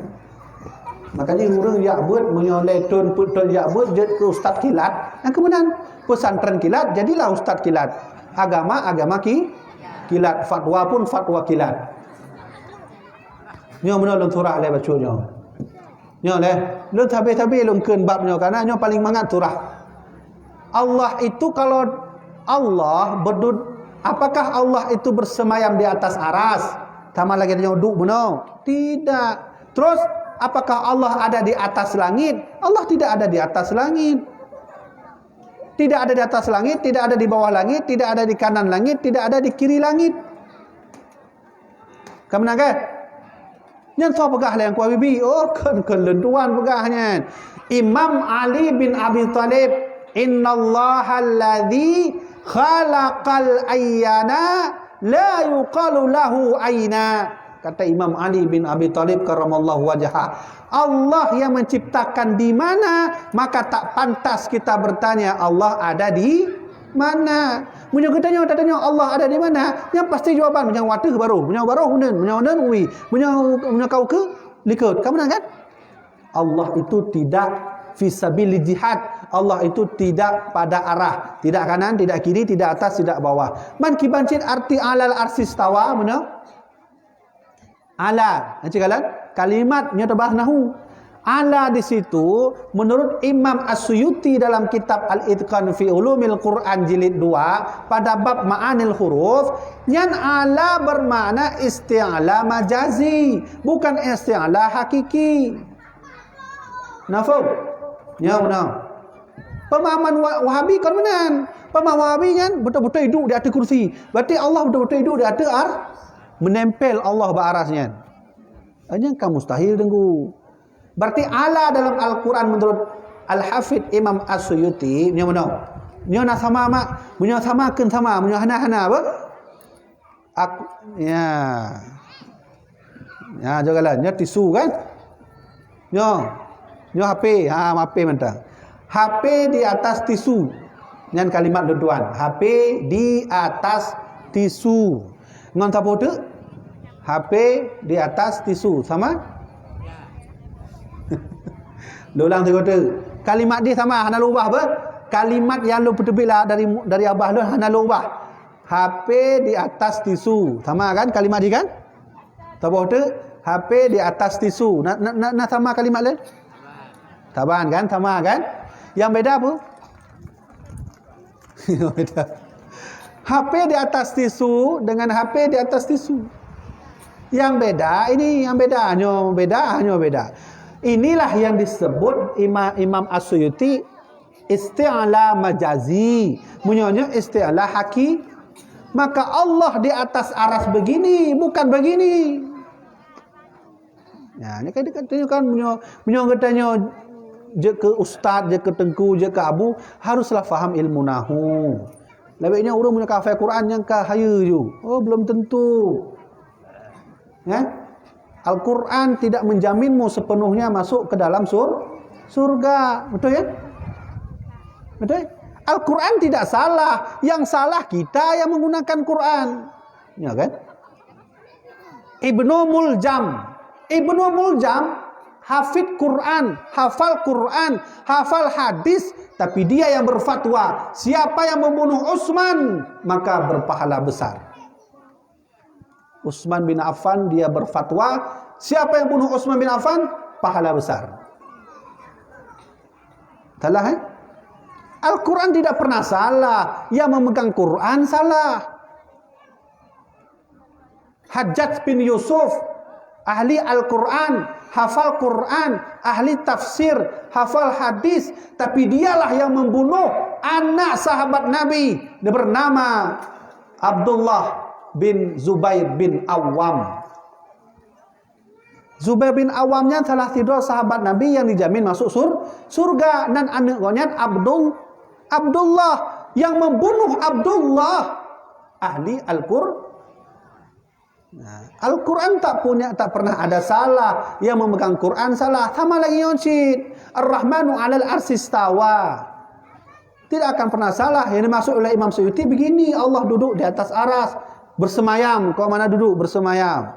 Kau lagi Maka kata Imam Ali bin Abi Thalib, ya, Allahul ladzi khalaqal ayyana la yuqalu lahu aina. Allah yang menciptakan di mana, tapi tak pantas kita bertanya Allah ada di kaji. Nanya kau faham kan?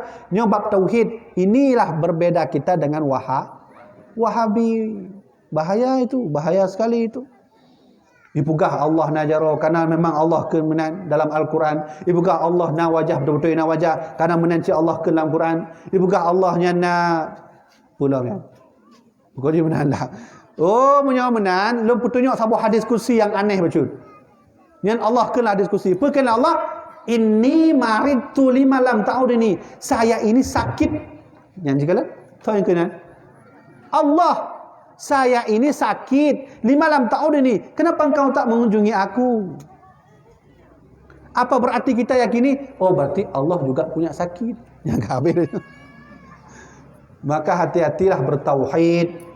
Hati-hatilah bertasawuf. Belajar dengan guru yang benar. Dan guru yang silsilah benar. Baik guru yang memform ilmu agama ngon baca kitab geroh nama gure.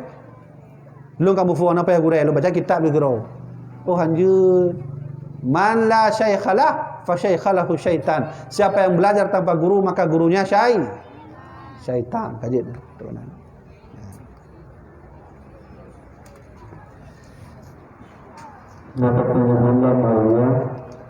Apakah Rasulullah dapat melihat langsung wajah Allah di alam luhur waktu Mi'raj, dan waktu Allah memerintahkan salat, apakah saat itu ditentukan rakaat salat sebagaimana yang kita lakukan sekarang?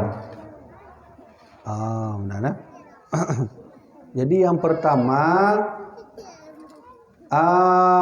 apakah Nabi Muhammad melihat Allah secara langsung? Nyan je necok jawabannya dalam kitab Al-Quranul Azim atau tafsir Imam Ibnu Katsir dalam surat Al-Isra ayat 1. Ada salah seorang sahabat bernama Abizar.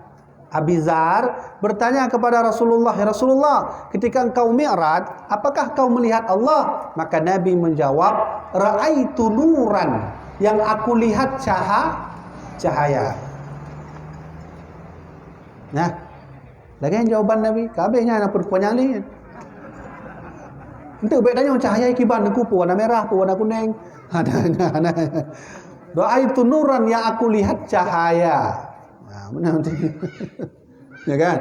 Yang kedua tentang pun rakaat sembahyang. Apakah waktu Rasulullah Mi'raj ditentukan rakaat sembahyang itu? Benar. Rakaat sembahyang memang kan ditentukan oleh Allah. Tapi metode sembahyang belum. Ya, ulang terkata. Rakaat sembahyang yang kan ditentukan oleh Allah. Karena kisah Nabi Muhammad kemudian oleh Allah perintahkan sembahyang 50 watt. Kemudian maka diperintahkan 50 watt. Maka ajaklah Nabi Musa sehingga menjadilah kurang 5 waktu.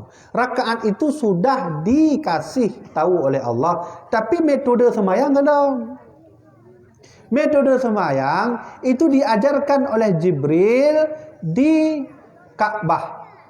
Dan dalam riwayat berkata Nabi pulang dari Isra Mi'raj waktu sebelum subuh. Maka Nabi diajarkan tata cara solat waktu zuhur. Ya, riwayat. Buka kitab Al-Mahalli jilid tentang masalah awqatus solah. Sebuah hadis panjang inan lun teringat benar kala Nabi Muhammad ammani Jibrilu indal baiti marratain. Aku diajarkan oleh Jibril tata cara solat 2 kali. Fa shalla dhuhra idza kana dhillu mithlain. Ya. Maka aku diajarkan oleh Jibril waktu zuhur itu pada saat tergelincir matahari, dhalla syams, tergelincir matahari. Kemudian tengok Jibril jalan tiga tu, ne pruno lentuan, wateluho kon tergelincir matahari, tapi sudah menjadi satu tongkat bayangan. Ya, itu diajarkan oleh malaikat Jibril metodenya. Jadi menyambung merumpuk hadisnya bisa buka kitab Mahali jilid tentang awqatus shalah atau sifatus shalah.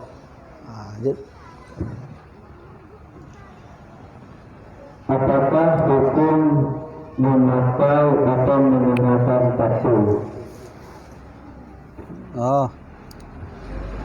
Hukum menggunakan tattoo nyo langsung dan tanyong awai almarhum Abuya Muhibbuddin bahwa tattoo itu menurut beliau itu tidak boleh dipasang apabila tattoo itu permanen. Jika tattoo permanen. Permanennya haji. Karena salah sidro murid almarhum Abuya watenya ijak Abuya tattoo nya. Maka pegala Abuya itu tattoo apa? Permanen atau mudah hilang? Permanen Abuya, ini udah lama. Kalau begitu usahakan untuk dihilangkan tattoo-nya. Usahakan untuk dihilangkan. Kalau tak bisa dihilangkan, usahakan lagi untuk dihilangkan. Kalau tak bisa juga, latihan apa? Bahkan mana macam? Kenapa tidak bisa kita pakai tato? Bahwa Nabi juga pernah berkata orang yang ditato, orang yang memberi tato, orang yang melihat tato tidak ditegur itu sama sih. Maka orang yang ditato dan orang yang bertato itu sudah merubah hak cipta Allah Subhanahu wa taala. Maka tato, model tato yang hanya permanen itu dipakai boleh asalkan untuk kepentingan yang bisa kita pakai. Ya, kemudian yang untuk permanennya hadir, harus dihapus. Jadi, tuh.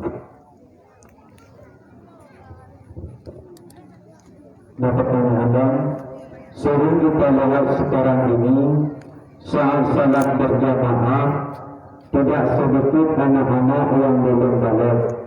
Saat salat satu sah dengan orang dewasa. Bahkan tidak jarang para orang tua menyuruh anak tersebut untuk salat di samping dia. Bagaimanakah hukum salat tersebut? Jadi itu dia punya. Golong balik. Ya. Jadi nak ambil golong balik MMN di atas masjid atau bila ke katanya orang semayang. Nya hati-hati rat. Kadang nak meno anu katanya watai katanya semayang, watai tengah tahiyat hidup watai katanya. Kamu nak daya modal nak main ke saf katanya. Sudah. Kalau itu kejadiannya, maka tidak sah solat bagi tiga orang yang meyakini menganggap bahwa anak itu ada najis di popok juga popok kan. Menyanda najis inan, maka sama sudah kita menanggung najis. Apabila katanya tengah tahiyat hidup dah inan, nya menanggungnya. Nya anak sah sama ya. Satu. Yang kedua, apabila anak punya plung-plung kita nyawa safnya. Buka kitab I'anatul Talibin. Dalam kitab yang Talidin jilid Tha mengatakan bahawa menghadap najis saja itu hukumnya makruh. Nyo tempat dan nyo semayang, nyo sajadah. Najis ini najis, nyo najis kan. Agak jauh bercut. Yang terhadap najis kan, itu hukumnya makruh. Apalagi di tempat ibadah lagi nyo. Dilewat-lewat anak dan nyo tenan. Contoh kan, maka itu hukumnya bisa membatalkan solat. Menyoman kiban cara aku agar menau anak mek lentuan baik dalam rumah sebetul. Mesti jauh masjid. Menyomanan cobalah dicuci dulu, diperiksa popoknya dulu, diganti, dicuci, barulah berangkat ke masjid. Dan dia beritahu anak-anak nyo untuk menyetruk masjid baik main leku urang sembahyang. Kemana kan? Kedua, yang ketiga, dalam kitab I'anatul Talibin bab tentang sutrah atau satir. Satirnya penutup. Karena dalam masjid nantang galon semayang, waktu don semayang, na sutrah yang bublo yang ubud menoi pudong kan? Dengan semayang Allahu Akbar. Itu namanya sutrah atau satir. Satir itu ditaruh di sini. Yang satirnya sunnah. Sunnah katanya semayang pakai satir. Kenapa? Menghindari dari urang-urang yang lewat. Kemudian alasan satir. Berarti apabila ada orang lewat termasuk anak katanya, yang wajib tabuh menau. Ya, benar wajib tabuh. Allahu Akbar. Bismillahirrahmanirrahim. Alhamdulillahirabbil alamin. Nah, tu katanya benar tabuh. Maka oleh karena itu jagalah anak baik-baik. Munyo kena menghajak masjid, diperiksa oleh anaknya. Dan kemudian waktu kat masjid nak pegah. Untuk waktu kat masjid baik main luka. Menua sampai tu. Air punya air tampung tu. Begitu caranya. Jelah.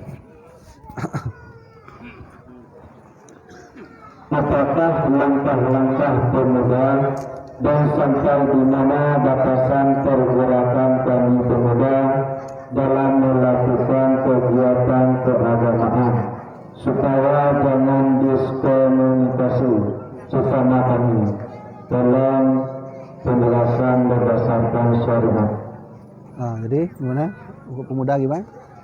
Apakah langkah-langkah pemuda dan sampai di mana batasan pergerakan kami pemuda dalam melakukan kegiatan keagamaan supaya jangan diskomunikasi sesama kami. Yang beres yang pemuda dan yang menyuruh Tuhan dan yang anak sebeli kan. Untuk anak sebeli. Jadi kalau pemuda yang bertanya, tusqatul jiwa. Kalau anak muda bertanya itu, semangat dia bertanya, semangat dia mengerjakan agama, tusqatul jibal, bahkan gunung pun hancur. Semangat anak muda itu perlu. Maka oleh karena itu, sampai batas manakah kami pemuda berjuang dalam agama? Sampai batas yang engkau ketahui. Yang baik adalah gedanya hana tak ketahui tak berjuang agamanya hana tak. Sampai batas mana yang kau tahu, sampai batas itulah kau berjuang agama.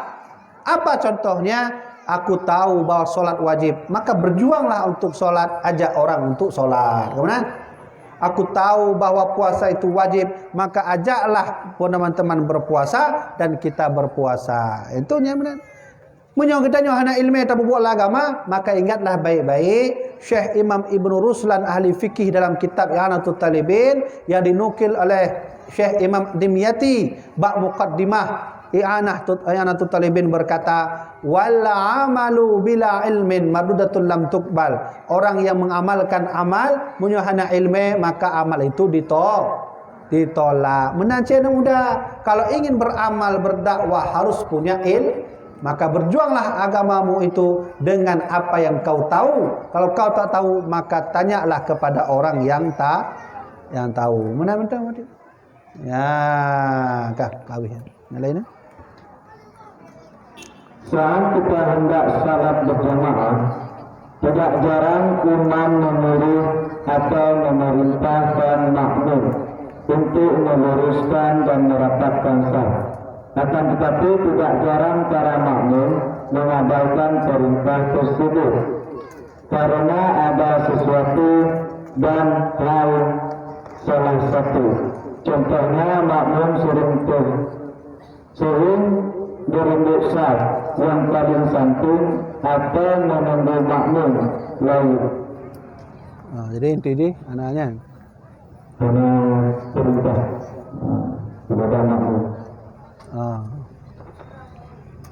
Jadi punya tengku umumkan beri pengumuman sawu sufufakum, luruskan saf, maka ya katanya harus luruskan saf. Apabila tengku madan orang tanya saf tidak lurus, sahkah solat? Solat itu sah kalau saf tidak lurus tapi kurang sempurna. Pahala tang hana pahala sempurna ni. Pahala dia tak hijau tapi hana sempurna. Maka oleh karena itu saf diluruskan. Pihak saf, pihak urang-urang, betul contoh benar. Nah model urang nyan kosong ni ke. Kita nyo hai dah maju. Nah tahu benar kan? Tayo gop hai maju. Kan tahu benar kan? Bila ke katanya saf kosong. Nah adanya likut. Katanya hai dah maju nya dah yu gop hai kat. Maju bang, maju betul. Dia dah hanya cocok tayu bagop tu maju. Bahkan kita yang melihat, kalau kita yang melihat maka majulah untuk isi saf. Nah, maka sebaik-baik saf menurut kata Rasulullah adalah saf paling terdepan. Laki-laki yang paling terdepan, perempuan sebaik-baik perempuan adalah saf paling di belakang. Dengan caranya. Ya, kan? Yang lainnya? Untuk masuk ke dalam neraka, seolah-olah Abu Lahab sama sekali tidak punya pilihan dan kehendak atas hidupnya. Sepintas terlihat bahwa Abu Lahab masuk neraka bukan karena tidak beriman, melainkan karena Allah telah memvonis Abu Lahab tidak beriman dan masuk neraka. Bagaimanakah pendapat Abu Lahab? Oh nyan salah nyan. Abu Lahab masuk neraka karena tidak beriman. Masuk neraka Abu Lahab itu karena tidak beriman. Ya. Maka kata Rasulullah, saya ini diutus oleh Allah an uqatilan nasi hatta yashhadu an la ilaha illallah wa anna Muhammadar Rasulullah. Aku diutus ke muka bumi ini untuk membunuh orang yang tak mau bersyahadat, tak mau solat, tidak mau zakat, tidak mau puasa, tidak mau naik haji, tidak mau masuk Islam, tidak mengakui agama Allah. Itulah tugasku di muka bumi ini. Maka oleh karena itu, orang-orang yang lainnya adalah orang yang tidak beragama. Maka faktor orang agama insyaAllah pasti dia masuk dalam neraka. Allah berfirman, "Wa man lam yahkum bima anzalallah fahuwal kafir." Siapa yang tak mau mengikut perintah Allah, maka dia itu kafir berarti. Kayak jauh oleh Allah langsung dalam Al-Qur'an. Kami.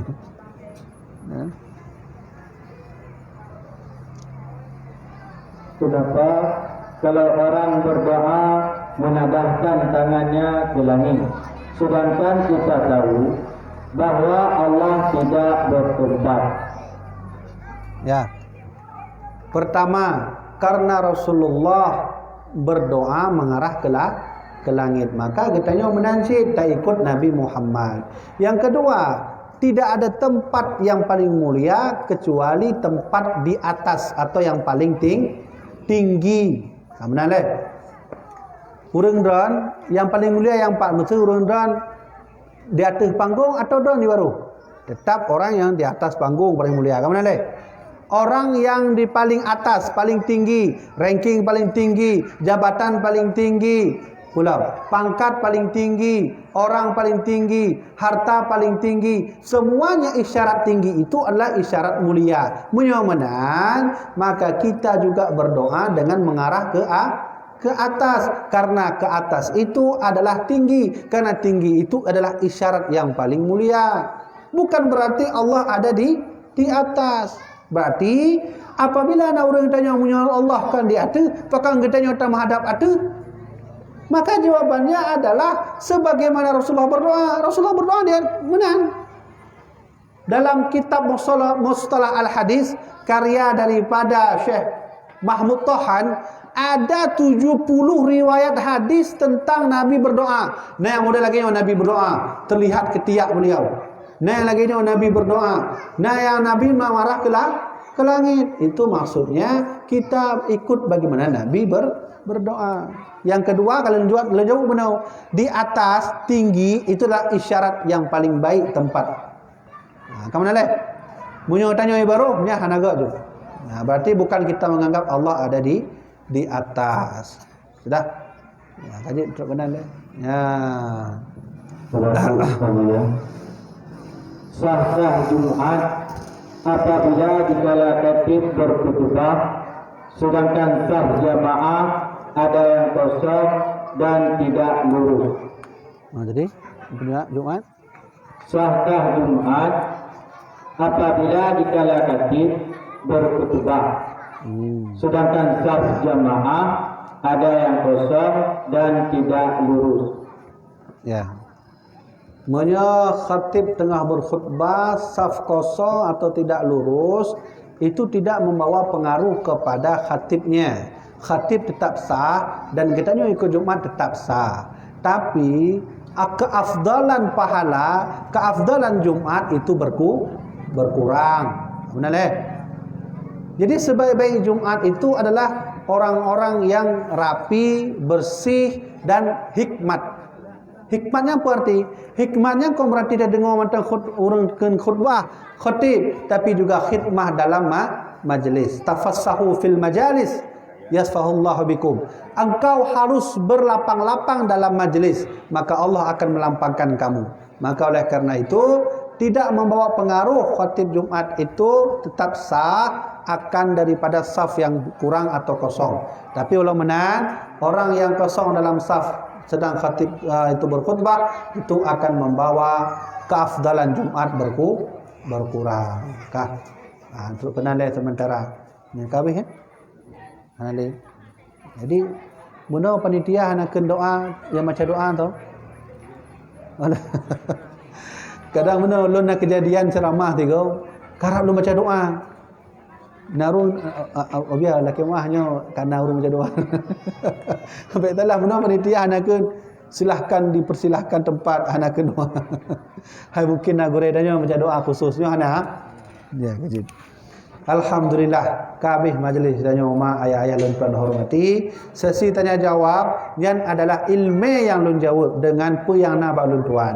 Ayah-ayah mak-mak lun tuan hormati, selama jawapan lun jawab yang menyalahi atau kurang yang kena ilmu berarti punya untuk payah tanya lom, jut kita tanya taduk lom atau nak tanya bak gure-gure yang lebih maklum dari lun tuan. Maka lun tuan laki maaf, mungkin ada referensi yang kurumpah, mungkin ada dalil yang kurumpah lun pegah. Maklum lun tuan adalah manusia biasa, al-insan nisyan wa khata'an.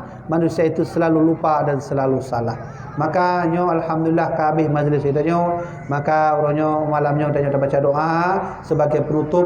Mudah-mudahan doa yang dipanjatkan oleh Allah diberi dikabulkan oleh Allah, diberi rahmat oleh Allah Subhanahu wa taala.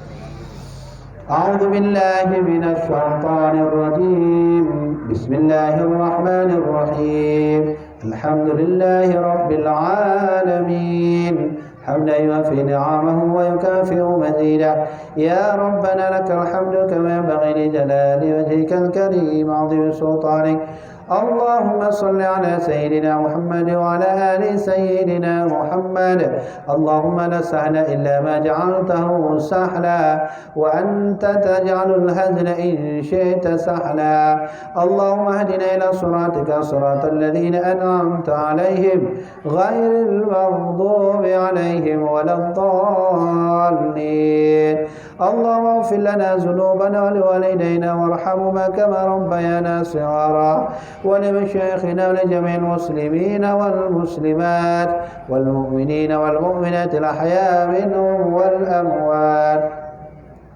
اللهم اجعل ديننا دين نبينا محمد صلى الله عليه وسلم وإسلامنا إسلام المسلمين وإيماننا إيمان المؤمنين وصلاتنا صلاة الخاشعين وركوعنا ركوع المتوالين وسجودنا سجود المتضرعين وأعمالنا أعمال الصالحين ونيتنا نية المخلصين وذنوبنا ذنوب المستغفرين ودعانا دعاء مستجيب برحمتك يا الله يا رب العالمين.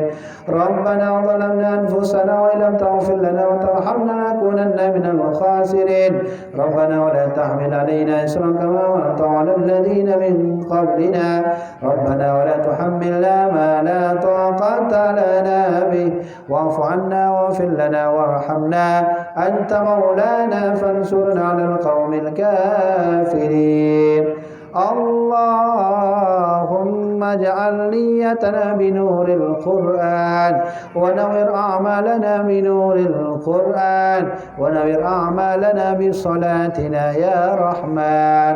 ربنا آتنا في الدنيا حسنة ربنا آتنا في الدنيا حسنة وفي الآخرة حسنة وقنا عذاب النار. وصلى الله على سيدنا محمد النبي الأمي وعلى آله وصحبه وبارك وسلم والحمد لله رب العالمين. الفاتحة ورحمة الله. أعوذ بالله من الشيطان الرجيم. بسم الله الرحمن الرحيم.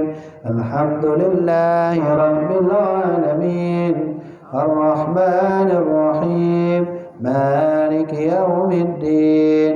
إياك نعبد وإياك نستعين. اهدنا الصراط المستقيم صراط الذين أنعمت عليهم غير المغضوب عليهم ولا الضالين.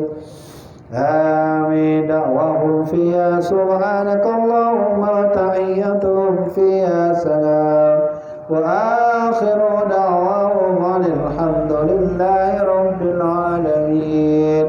صلى الله على سيدنا محمد صلى الله عليه وسلم. صلى الله على سيدنا محمد صلى الله عليه وسلم. صلى الله على سيدنا يا ربي صل عليه وسلم. تقبل الله منكم منا ومنكم تقبل الله. Sekianlah dapat Tuhan sampaikan, mudah-mudahan bermanfaat bagi Tuhan sendiri, bermanfaat bagi jamaah yang dirahmati Allah Subhanahu wa taala.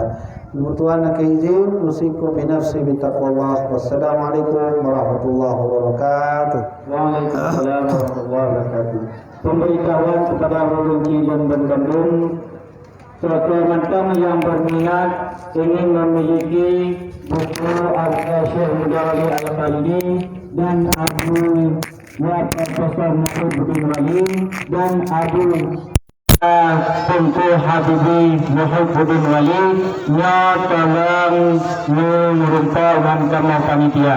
Mungkin saudara-saudara kamu ingin memiliki buku tersebut, tolong merupakan kamu panitia.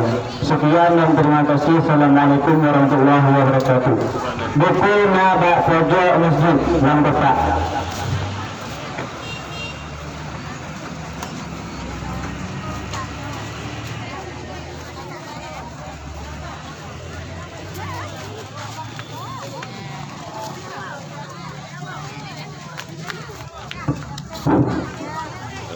Terima kasih kepada rekan-rekan Bandung.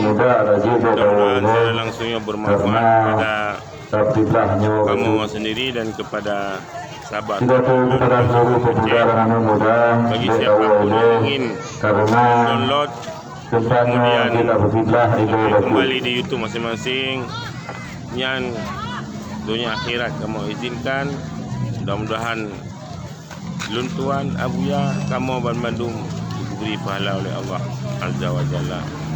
Mohon izin. Assalamualaikum warahmatullahi wabarakatuh.